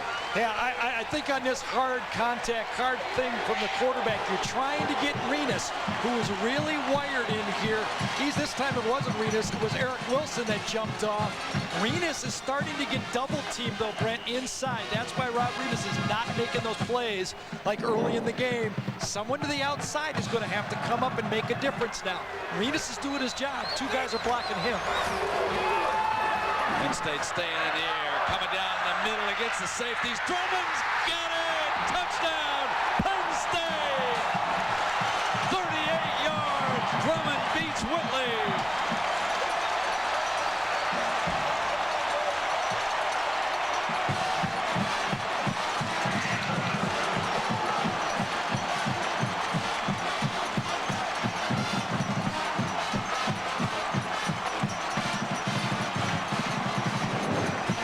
One-on-one pass, no help in the middle. That means it's man-to-man to the outside. Little play-action pass.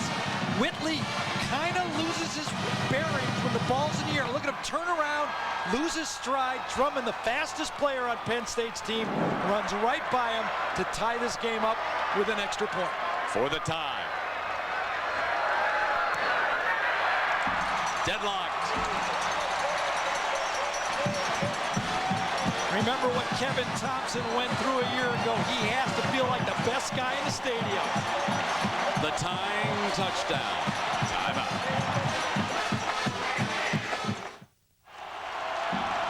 So Kevin Thompson, the senior quarterback, shakes off an injury and leads the Nittany Lions to the tying touchdown.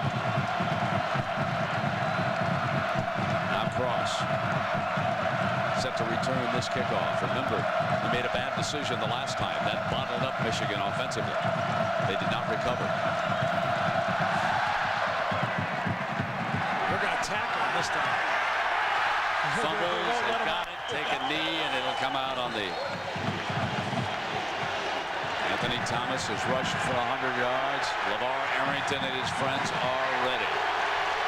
This time, Courtney Brown switches to left defensive end. They continue to flop him back and forth. Thomas in motion out of the Michigan backfield. Shea, the fullback. Nothing doing. Courtney Brown's got the feet. Boyd is up high.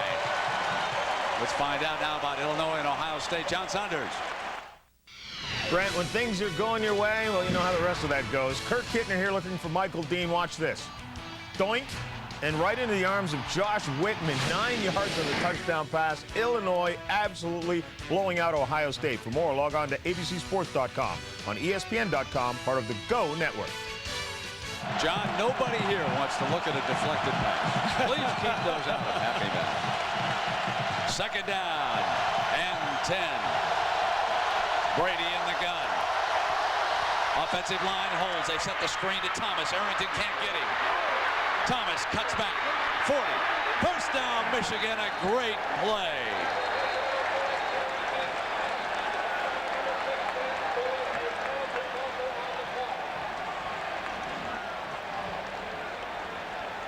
But a penalty flag is down after the 24-yard gain. Body language says it's against Michigan. The Michigan players are walking back with their head down.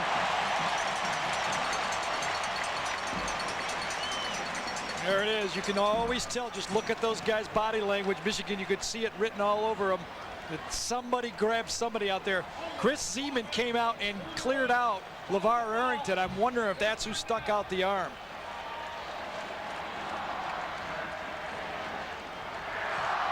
Fire in Carr's eyes. Lloyd wants to know who it was on. Second down and 12. That was a spot foul. That means the holding was downfield.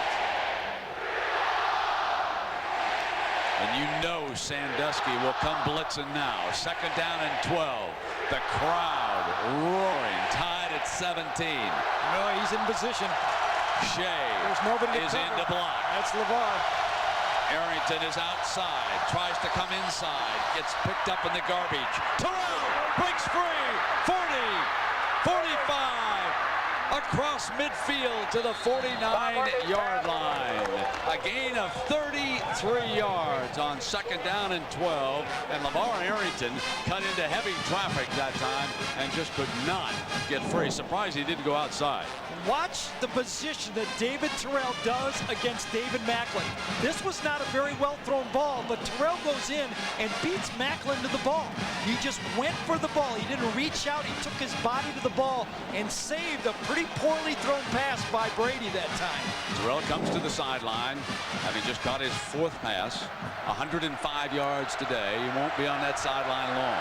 First down. Battered at the line of scrimmage. Nowhere to go as Arrington met him. And Arrington is shaken up on the play. LeVar Arrington runs this isolation play as if he was going to get the ball. He just meets Anthony Thomas in the hole.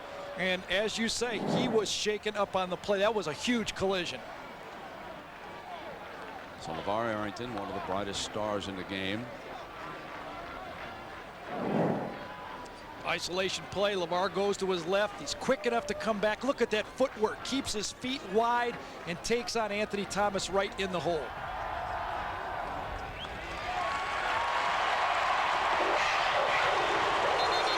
Thomas gets the ball. They got an opening. Number 11. And the way Anthony Thomas ducked his head, you would think the injury would have gone the other direction. Well, the young man from Pittsburgh won't be out long. 3 seconds left in the third quarter.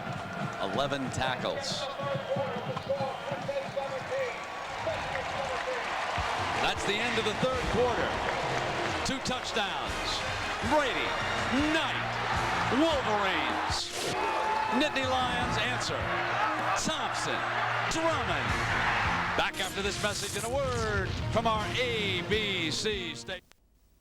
うっしゃ250ドルもするのたったこれだけで熱を持った時にはもう手遅れショックですよねこれまでは諦めるかもったいないと思いながらも修理に出すしかなかった愛車の傷お任せくださいご自分で簡単に愛車の傷隠しフランス生まれの新感覚傷隠し GS27 の登場独自の新処方によるクリスタルペーストを配合使い方はとっても簡単乾いた布で傷に塗り込むだけですほらご覧の通り誰がやってもプロの仕上がりすっごく気になってたんだこの傷でも本当わかんなくなっちゃったびっくりですよ GS27 はGS27 は新開発の超微粒子クリスタルペーストが傷を埋めるという画期的な新技術を採用このクリスタルペーストにより面倒だった色合わせの必要なしなんと GS27 はボディカラーを選びませんこれが擦り傷隠しの決定版 GS27 もちろん研磨剤も入っていません買ったばかりの車をこすっちゃったんだショックだったよでも GS27 のおかげで元通り彼女にあげたら毎日使ってるよこれを見てください深い傷には効きませんが擦り傷だったらお任せください嘘じゃありませんこの通り擦り傷隠しの決定版 GS27 はあらゆる塗装面をケアクローンパンパーのサビやボートだってほらさあ車の傷に気づいたあなたもう我慢しなくていいんです今すぐお電話いただければ GS272 本セットが5800円4本ダブルセットならさらにお得な1万800円修理代を見て青くなってる場合じゃありません。今すぐ新発想新感覚擦り傷隠しの決定版 GS27 を手に入れてください。お申し込みは今すぐフリーダイヤル 0120-539-639 番でどうぞ。代金はお届けの際現金でお支払いください。消費税送料は別途、船便地域は実費です。お届けまで2週間ほどかかります。ご了承ください。 If your father had had both his feet cut off in an accident in Vietnam, you'd be tough too. LeVar Arrington, driven by his father, on the field now after being shaken up as we start the fourth quarter, the payoff quarter. Michigan and Penn State are tied. Brady sets the screen. Thomas bobbles and juggles and fumbles an incompleted pass. You know, Arrington grew up over in Pittsburgh, and we asked LeVar, how did growing up in Pittsburgh affect your style of play?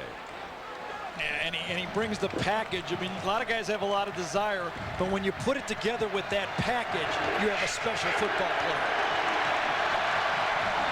Third down and 10. Michigan must account for number 11. Courtney Brown is at left defensive end. He gets picked up. Now Brady steps away, and Arrington's got him. Oh, my goodness. Tom Brady, welcome to what it feels like to be in the NFL. You hesitate for a half a second, and LeVar Arrington closes the gap. He came from about 8 yards away. Brady comes up in the pocket, double teaming Courtney. Nobody open, good coverage. Now watch LeVar come from the right side of the screen. He is a blur. Branch driven inside the 20 by Epstein. Got it at the 16, and he'll be out of bounds at the 22. Let's go back to LeVar Arrington. Yeah, you hit somebody this hard. Watch this blur. He's coming in, and Brady catches it right underneath the chin. So we'll take a break. We're tied at 17. It's Kevin Thompson's game, Gary. Yeah, last drive, I think they found something here. This was the first pass. This was the second pass. This was the third pass. Go deep on the fourth pass for the touchdown. Brilliantly called by Fran Ganner. And Brent, I think maybe the two-quarterback system here might be dead also, don't you think? I would say. Richard Casey watching from the sideline. Kevin Thompson fires complete, and just like that, another drive is ignited. John Gilmore. The weakness of this Michigan defense this year has been versus the pass.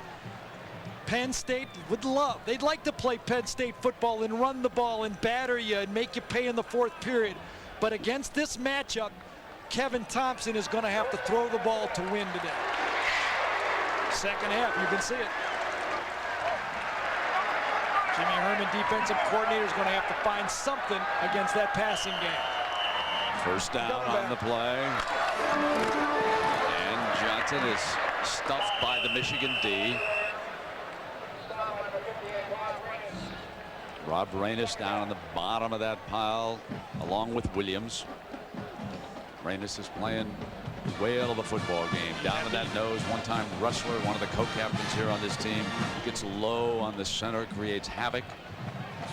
Really tough matchup for Eric Cole, because Eric Cole is a 6'5", more of a tackle body than a center body.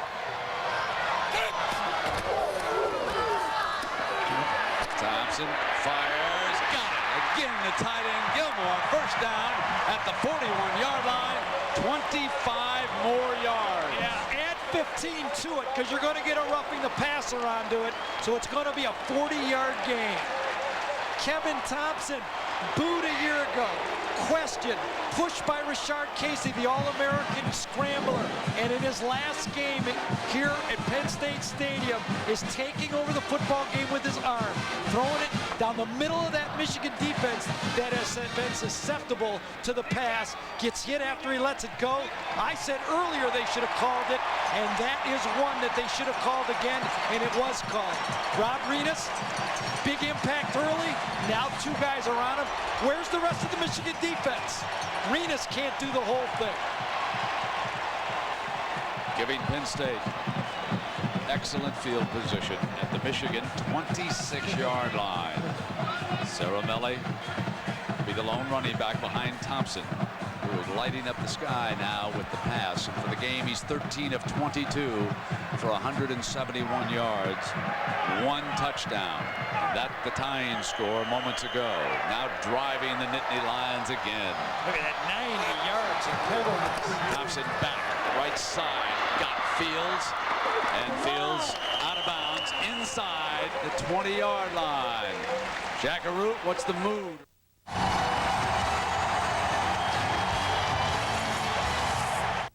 Yeah, you know, Branch may have saved this team with that punt return.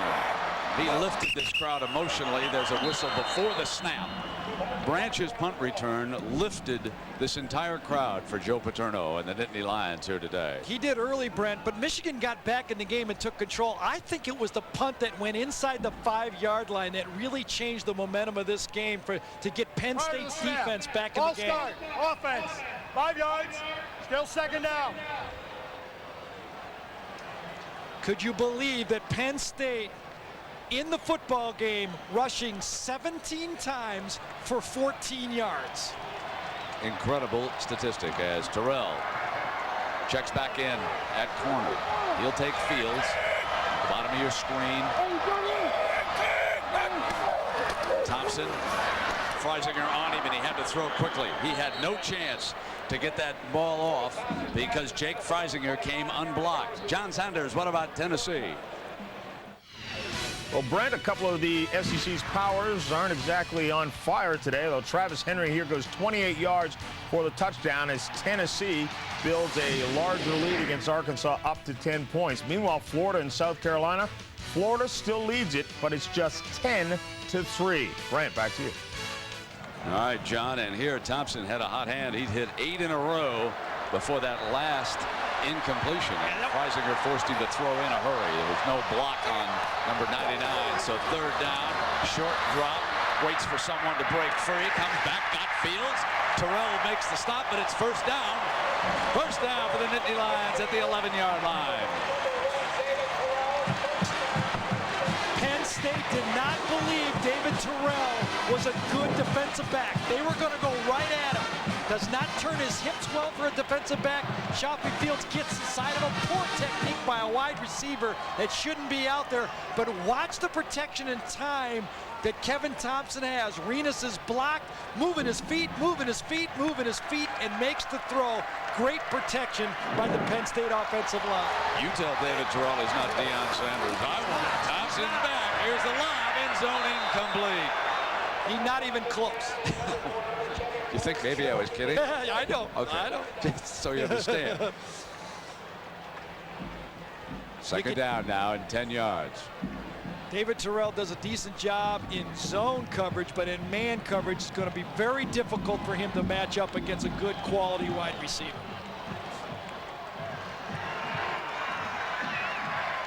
Brian Johnson checks in offensively. Eric McCoo, the running back. Second down.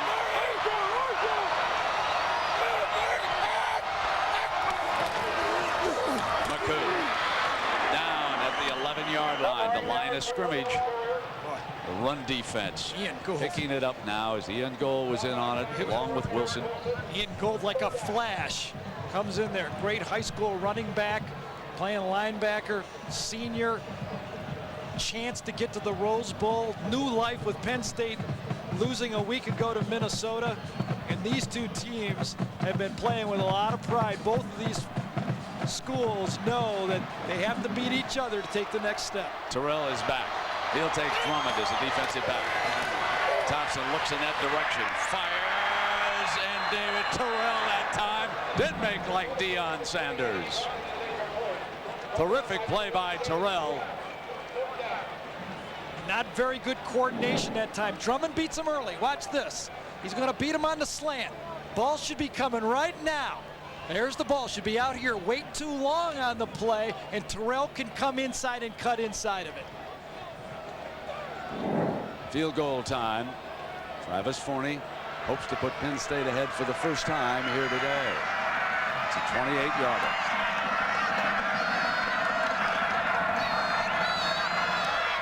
And the Nittany Lions go ahead for the first time. It's 2017, less than 12 to go in regulation. Timeout.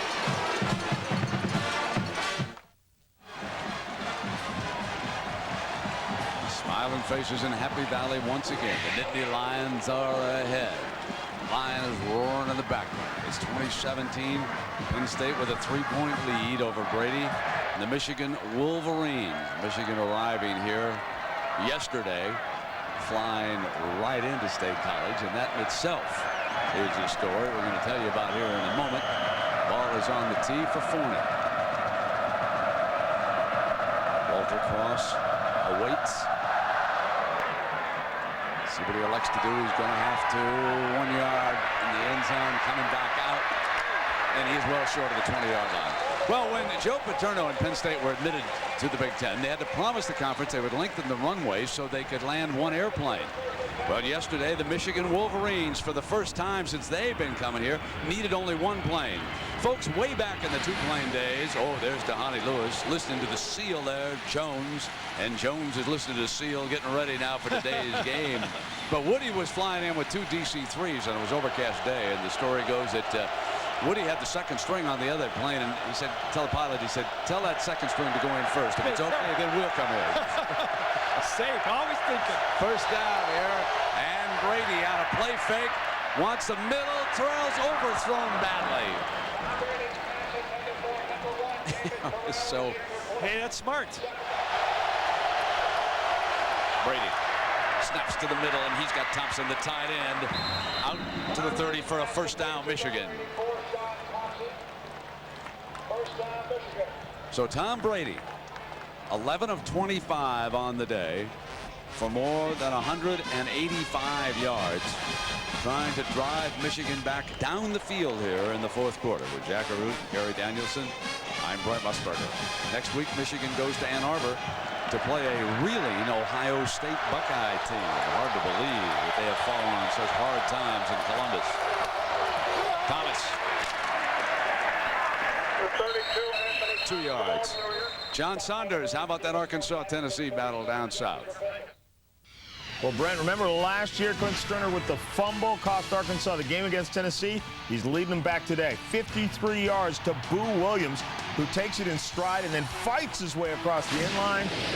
And 24-21, Tennessee's lead is precarious. Brent. John, can you hear him cheering from Virginia Tech? Did you hear a little noise down there? They get ready for that big one against Miami. Walter Cross, and at running back.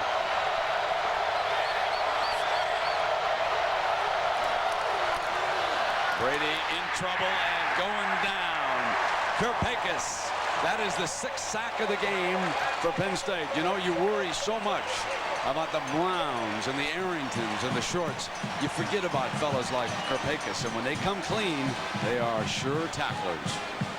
You know, in this football game, we've seen LeVar get inside. We've seen him blitz. We've seen him stop the run. Now we're going to watch him cover a wide receiver downfield. Put an S on that guy. He's all over. He had help deep. But that's what you can do when you have that type of a linebacker. He's out there again. He's over the slot, this time inside in zone coverage. Third down. Brady fires, intercepted by Jew.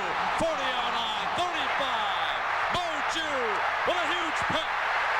Dives in zone, touchdown! Touchdown, Penn State!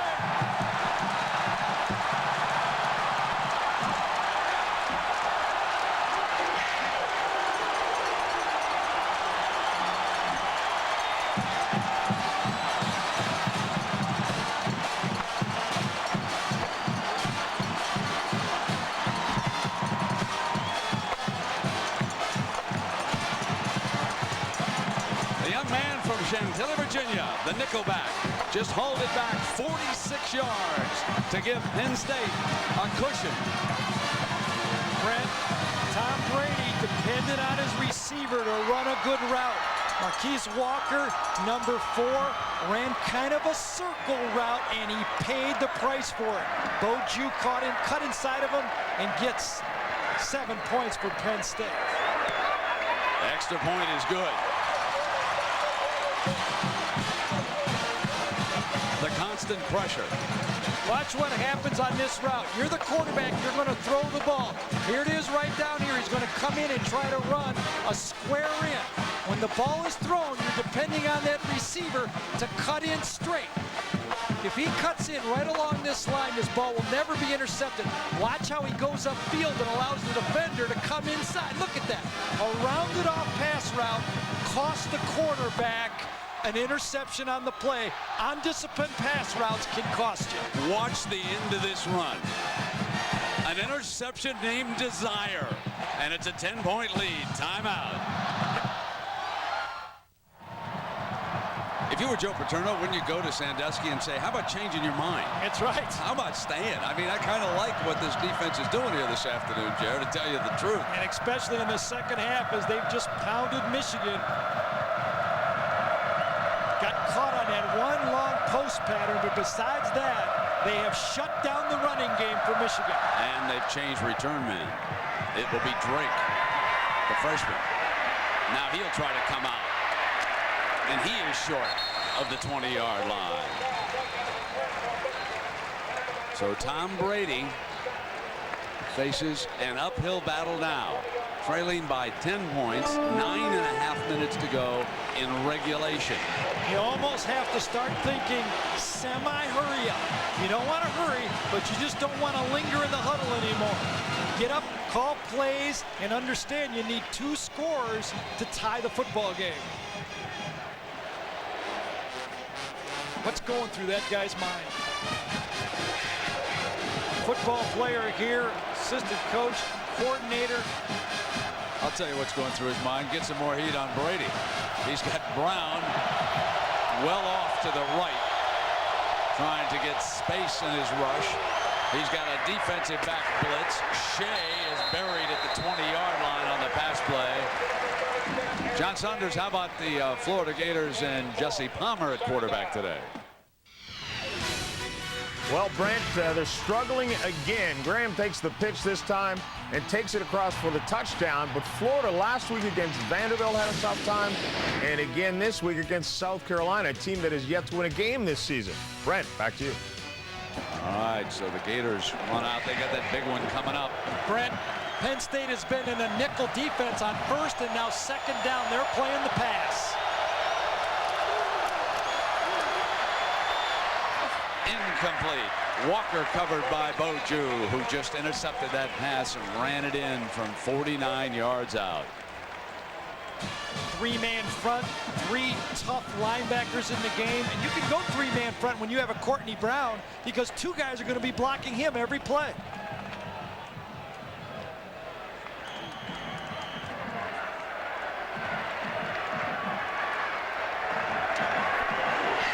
Third down.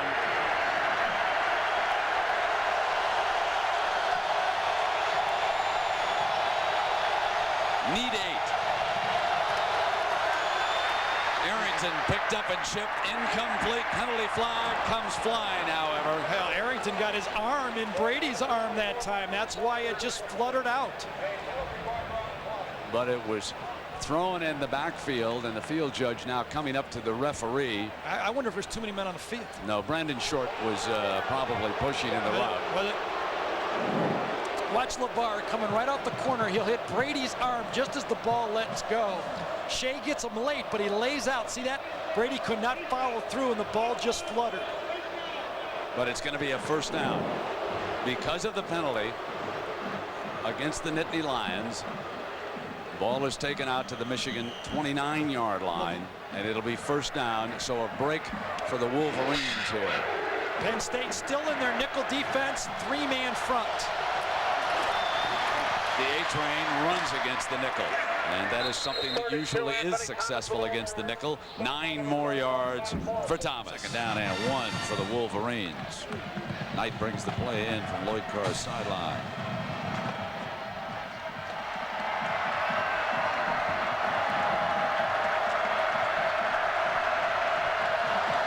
Backus matched against Courtney Brown. Michigan's going to have to take a timeout. which they will do. Time was running down. Rather than take a critical 5-yard penalty, they'll call timeout. We'll take a break. 体調のコントロールは全部自分の責任ですから、薬も自分の思った通りに効いてくれないと困ります。キューピーコアゴールド A は疲れた時にも元気を出したい時にもどちらにも効くので助かります。バンテリンは効くよ。肩も腰もバンテリンなんです。バンテリンは後が楽よ。腰にくるのよ。いいんですよ、バンテリンは。これは効きます。バンテリン、肩腰膝の痛みはバンテリンです。今日は2000年を記念しておなじみのティファールインジニオ鍋を大幅値下げ7800円にいたします。欲しかったティファールの鍋が7800円。これは安い。はい、2000年にちなみ発売当初よりちょうど2000円下げました。まずは大変便利な26センチ波型グリルパン。肉の余分な脂が落ちレストラン並みの網目がつきます。魚を焼いても煙が出にくいんです。取っ手はご存知のように取ったりつけたり自在。もうコンロで取っ手を焦がす心配がなくなります。鍋の内側は砂目模様のストラタル加工。食材がくっつきにくく炒め物も少量の油でできます。毎日焦がしちゃっても鍋にこびりつかず助かる。20センチフライパンはハンバーグを焼いてトッピングをしオーブンに入れることも OK。 食卓へも置けます。18センチの鍋ならオーブンでスポンジケーキも焼けるし、14センチの鍋は鍋焼きうどんを作るのにも便利です。3つに許容できる蓋付き。お湯切りも OK です。プラスチック製の蓋2個までお付けしますから料理を冷蔵庫で保存もできます。取っ手が外れると洗うのも楽々。重ねてしまえて場所いらず。7800円なら買います。はい、値下げ価格7800円。このチャンスにぜひお申し込みください。0120-666-666日本直販へどうぞ。We are back. Brady took the 5-yard penalty instead of the timeout. He did let it expire.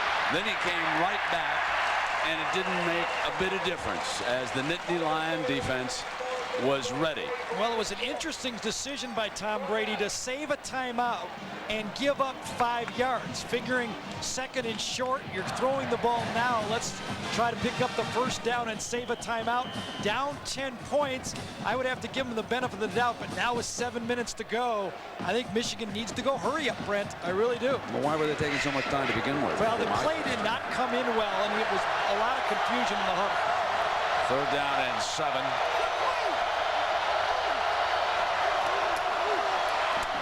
Brady got Terrell right at the first down marker. Right at it.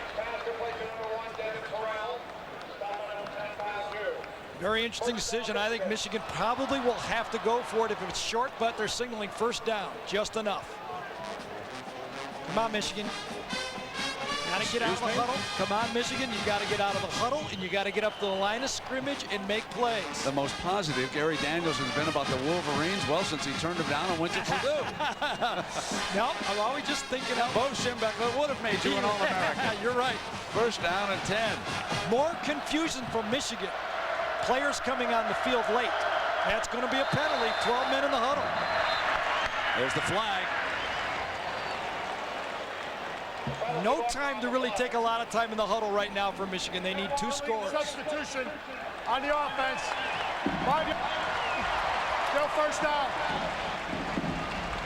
Right now, if you're Jerry Sandusky, you're thinking, let's run our assignments. He said, if I can be critical of this defensive at all, we've had a little bit of a highlight mentality, and we have not been doing the things we should be doing within the assignments of the called defense. Jerry says, if I call the defense, do what I say, do your assignments, we'll be okay. Remember, in each of the last 2 years, Michigan has whipped Penn State. But here today, the Nittany Lions lead it by 10. First down and 10.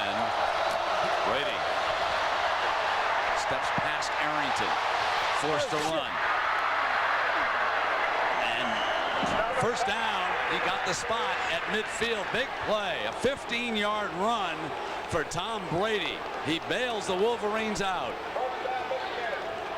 1st and 15, and give up that type of a play for Penn State. Still, clock is running. Stop it for the first down. It'll start up again. Michigan, get in and out of the huddle. Penn State, run your defense. No cheapies right now. Don't give them anything big. Need a quick score. Thomas out as a wideout. Brady got an open Terrell. Another first down. Clock stops at the 31-yard line. David Terrell from Tom Brady, 20 more yards, and the Wolverines driving. And if time permits, stay tuned for the Thrifty Cardinal postgame report.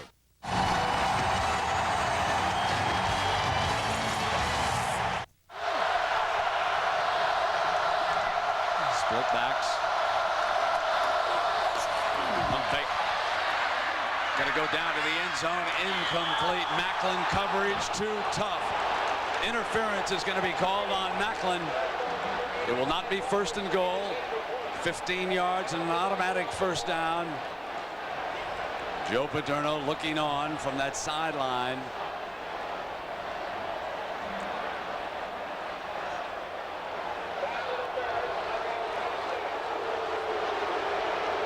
A slant and go to the outside. Marcus Knight is the guy. Ball's in the air. Just a little bit of his hands on the receiver. Takes it up. I don't even know if it was catchable, to tell you the truth. That was a shaky call.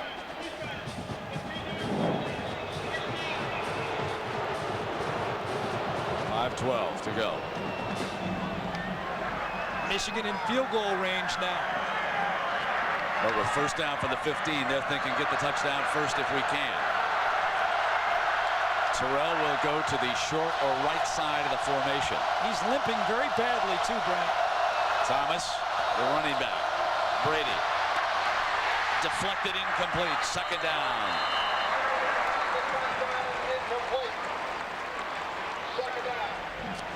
David Terrell has been limping ever since that catch to the sideline.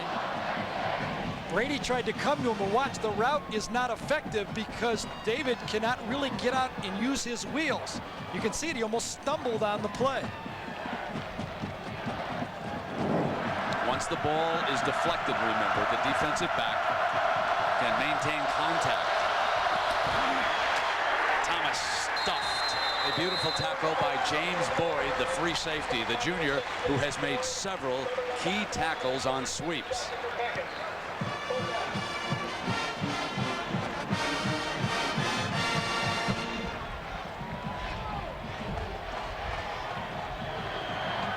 Sandusky signals that defense, wants him to hold it right there.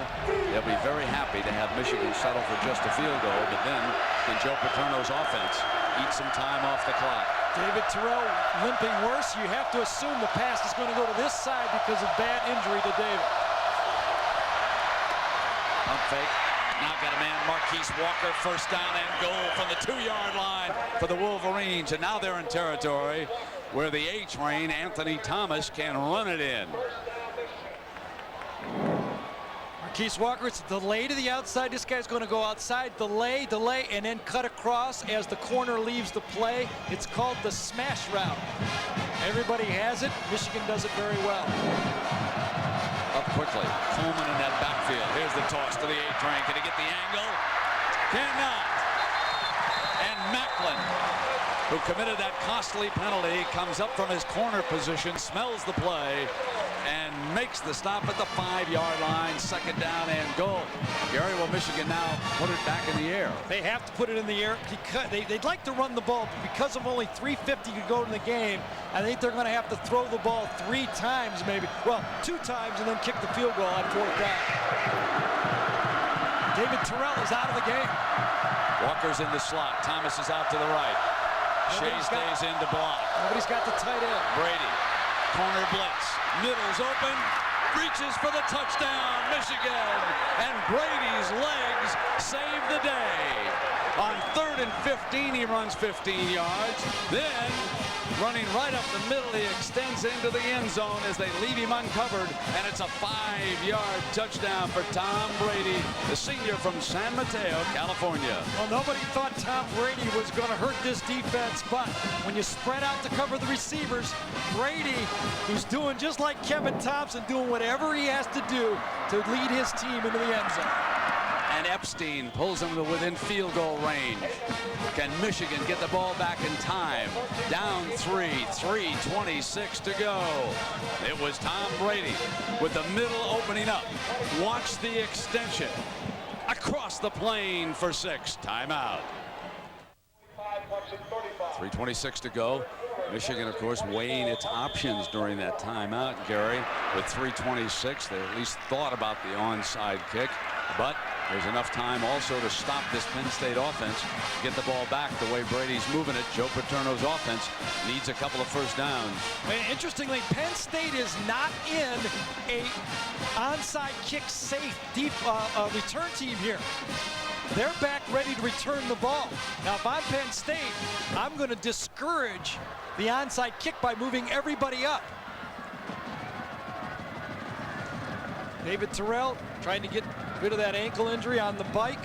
Penn State's just in their normal return. Look at this. I'd be moving my guys up on this play. Except for men like Branch up in the first line. Yeah, but they do have some good hands people up front right now, just in case. Right over here, only one guy outside the hash. One player outside the hash for Penn State. Looks like Michigan's going to kick it long.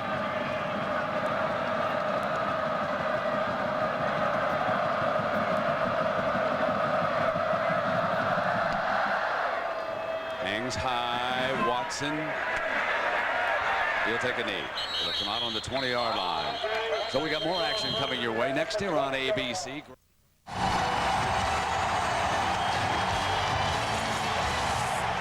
On ABC College Football, first down and 10. And you know what Paterno and the Nittany Lions want here. First down. 18 runs for 14 yards coming into this drive.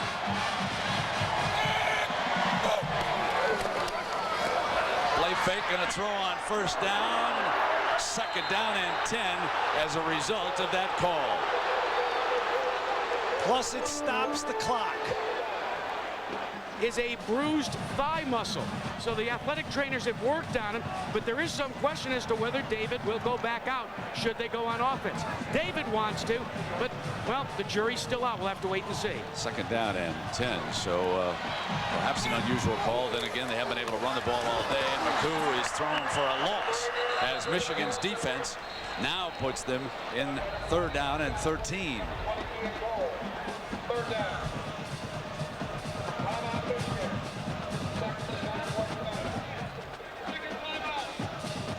Michigan will use a timeout now, and remember, one was saved by Brady that time when he took the 5-yard penalty, and as Kerry told you, in his opinion, was very smart. It looks like a genius move right now, but we'll see how it unfolds. Timeout. Penn State with the 3-point lead and the football, but it is third down and 13. Nittany Lions need to reach the 30-yard line here.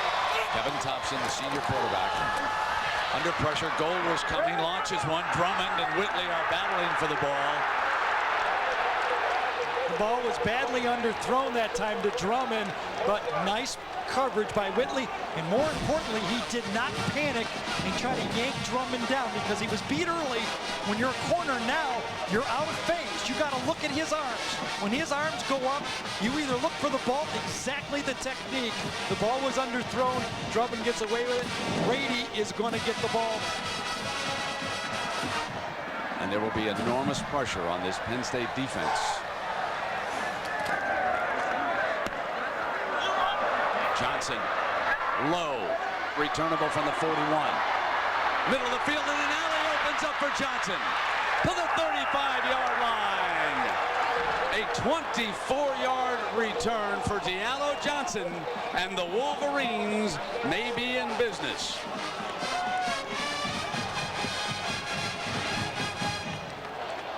You're Tom Brady right now. You have to know what's going on. You're the quarterback walking out on the field.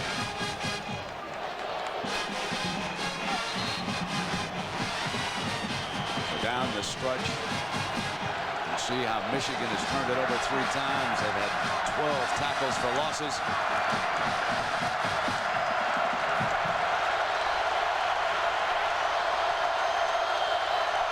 First down, Brady. Fake, throw it, incomplete, second down. And so we asked Tom Brady, what are your thoughts when you're trailing late in the fourth quarter? Here's what he said. So here he is with a second down and 10. The ball is on the 35-yard line, trailing by 3 points. He knows that a field goal could put them into overtime. Can't risk a sack or a turnover. Fires incomplete. Terrell being well covered that time by Jew, the young man from Penn State, who made that interception for a touchdown earlier this half. And now third down and 10, and you wonder how many yards Lloyd wants for Epstein to get into field goal range as he checks on the side. What kind of a pattern do we need? How many more yards? Well, it'd be 52 yards now. That's a lot to ask, especially the way LeVar leaps. He'll get up there and block a 52-yard. They got to get way closer. The wind would be at Epstein's back. The crowd is on its feet.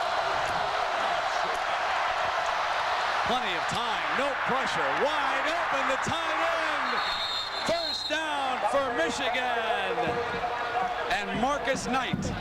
So it was Marcus Knight, one of the wideouts, for 17 yards. And how wide open can you be in this situation? And what happens is Michigan runs their bread and butter. They cross right over the middle, right at the umpire. Marcus Knight comes across, but you know what was the key? Three-man rush, good protection. Here comes Knight, bit of a pick play, and then turns up. Look how long Brady had to throw that football.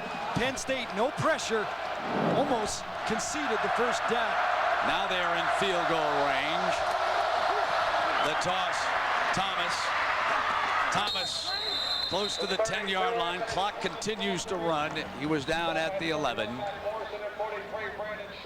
So a reminder that just as soon as we finish, we'll send you along to your other games. I know those of you on the West Coast are just joining us because you did not have that game.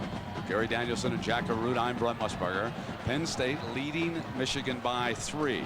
Wolverines with 1 timeout are driving here, coming down toward 2:05 left. And the field goal kicker, Epstein, awaits if they need him. But Michigan chewing up large chunks here against this Penn State defense. And Brady gets terrific. Throws it, get it, touchdown, Knight again. Marcus Knight. They won't need the field goal kicker. An 11-yard touchdown pass as Tom Brady leads the Wolverines back. Circled him before the play. Tom Brady had to see it the same way I did. A strong safety matched up against a wide receiver. He's already beat him once. This time man-to-man coverage to the outside.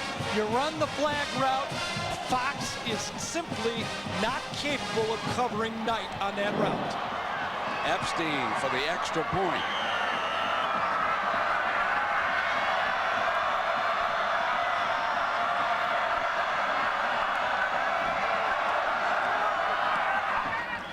Good.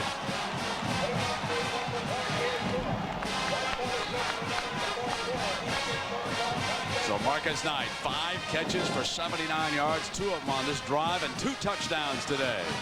Eric Fox, more of a safety than a corner, put in a very tough position by the defensive call to cover a wide receiver. A perfect throw on the play. Tom Brady leads him back. He knew he needed 3. He got him 7. 1:46. Penn State with all 3 of its timeouts remaining. And Marcus Knight makes the big play against Joe Paterno's team, which lost a heartbreaker last week to Minnesota on the last play. Well, we've got a time. Let's announce the Chevrolet players of this game. No surprise, LeVar Arrington, the great linebacker from Penn State. Tom Brady, who's led Michigan back in a recognition of this effort. Chevrolet makes a $1,000 contribution to each university's general scholarship fund. Beginning this year, Chevrolet will also donate $1,000 to 2 high schools. So congratulations to LeVar Arrington and Tom Brady as the Nittany Lions now need a return. That's 2 straight weeks. Penn State's defense, the defense that had him ranked number 1 preseason, number 2 all year, has not been able to stop a team from putting points on the board when they needed 1 more stop to win the football game. What a great throw by Tom Brady.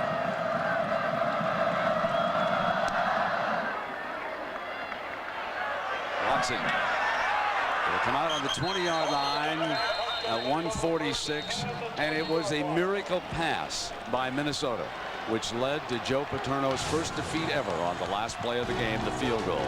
This was the play, the miracle deflection.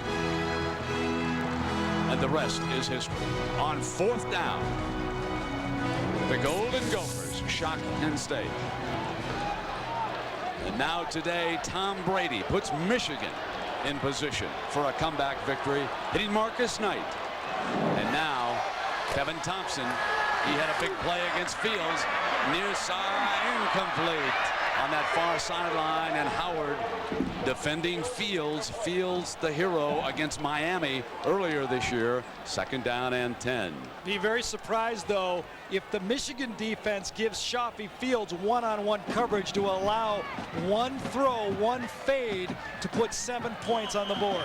You can see how Thompson has thrown 16 of 30, better than 100, but he'll need something here now. 1:40 to go. The Nittany Lions 80 yards away. Thompson, time, fires, complete. Drummond spins, 1st down, clock stops. Michigan went with a 3-man rush that time, Brent. 19 more yards. And remember the score, 31-27. Penn State must go the distance. This is a 4-point football game after the touchdown pass. Thompson coming back now, far side, incomplete. His receiver, Eric McCoo, didn't keep going. Didn't keep going down the sideline. And when Thompson fired over there, he expected to see a dark blue jersey, and McCoo simply quit on the pattern.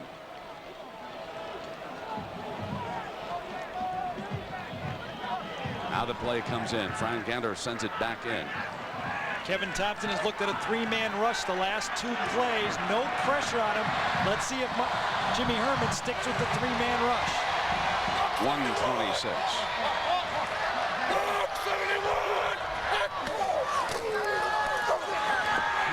Thompson fires, got Drummond and overthrew him. Had even a soft spot in that zone and overthrew him a little bit. Michigan has taken safeties back. They're going to force Thompson to throw the ball over the middle. So far, every pass has been to the wide side, outside the numbers on the field. They need to attack the middle of the Michigan defense. 2 downs, plenty of downs to pick up a 1st down. Right in here. That's where they have to throw the ball. Thompson. They come underneath, short of the 1st down, but the clock is stopped as Corey Jones is out of bounds. But they'll need 3 yards here on 4th down. It looks like Joe Paterno is going to let Fran Ganner call this one. He has not walked over. Fran's got the 2-minute drill. He said to us in the past that Kevin Thompson is the guy he want running the 2-minute drill. 1st down marker is close to midfield. Thompson got time, got his man wide open. Drummond, 1st down, clock is stopped inside the 35-yard line. Nittany Lions are alive on that 20-yard gain with 1:08 to go. Drummond was not open right away, but Kevin Thompson showed great patience. He looked to his left, he looked at the back, and then he came back to Drummond.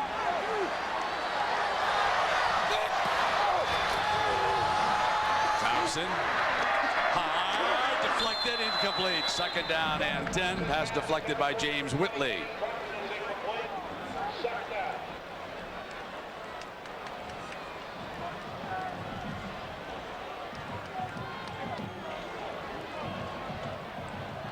Still a minute to go in the game. Plenty of time if you're a quarterback. Still have all 3 timeouts. You can throw the ball short. You don't have to pick up 1st downs. Bryant Johnson, talented freshman receiver from Baltimore, Maryland, on the field. 59 seconds. All 3 timeouts remain. Penn State needs a touchdown. Thompson in trouble, knocked out of his hand. Ball comes loose. Michigan wins it. Michigan wins it.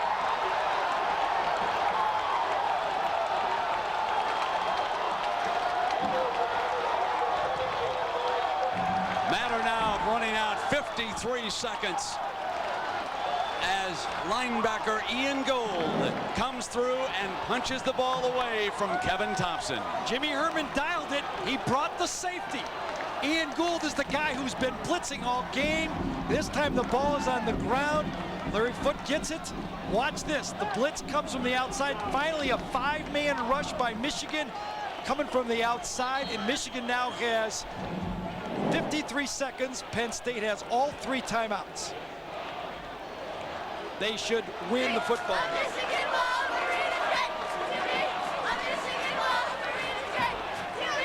Still alive in the chase for a Rose Bowl. The Michigan Wolverines. There's a quick timeout. Our Rose Bowl graphic again. Now Penn State can still get there, but Wisconsin must lose to Iowa. Right. Wisconsin is in. If this holds, all they have to do is beat Iowa, and the Badgers will go back to Pasadena for the 2nd year in a row.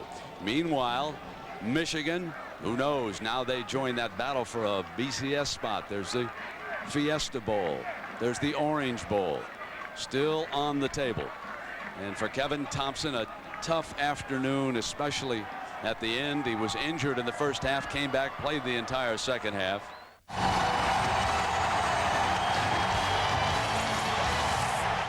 And of course, the Washington Huskies out west.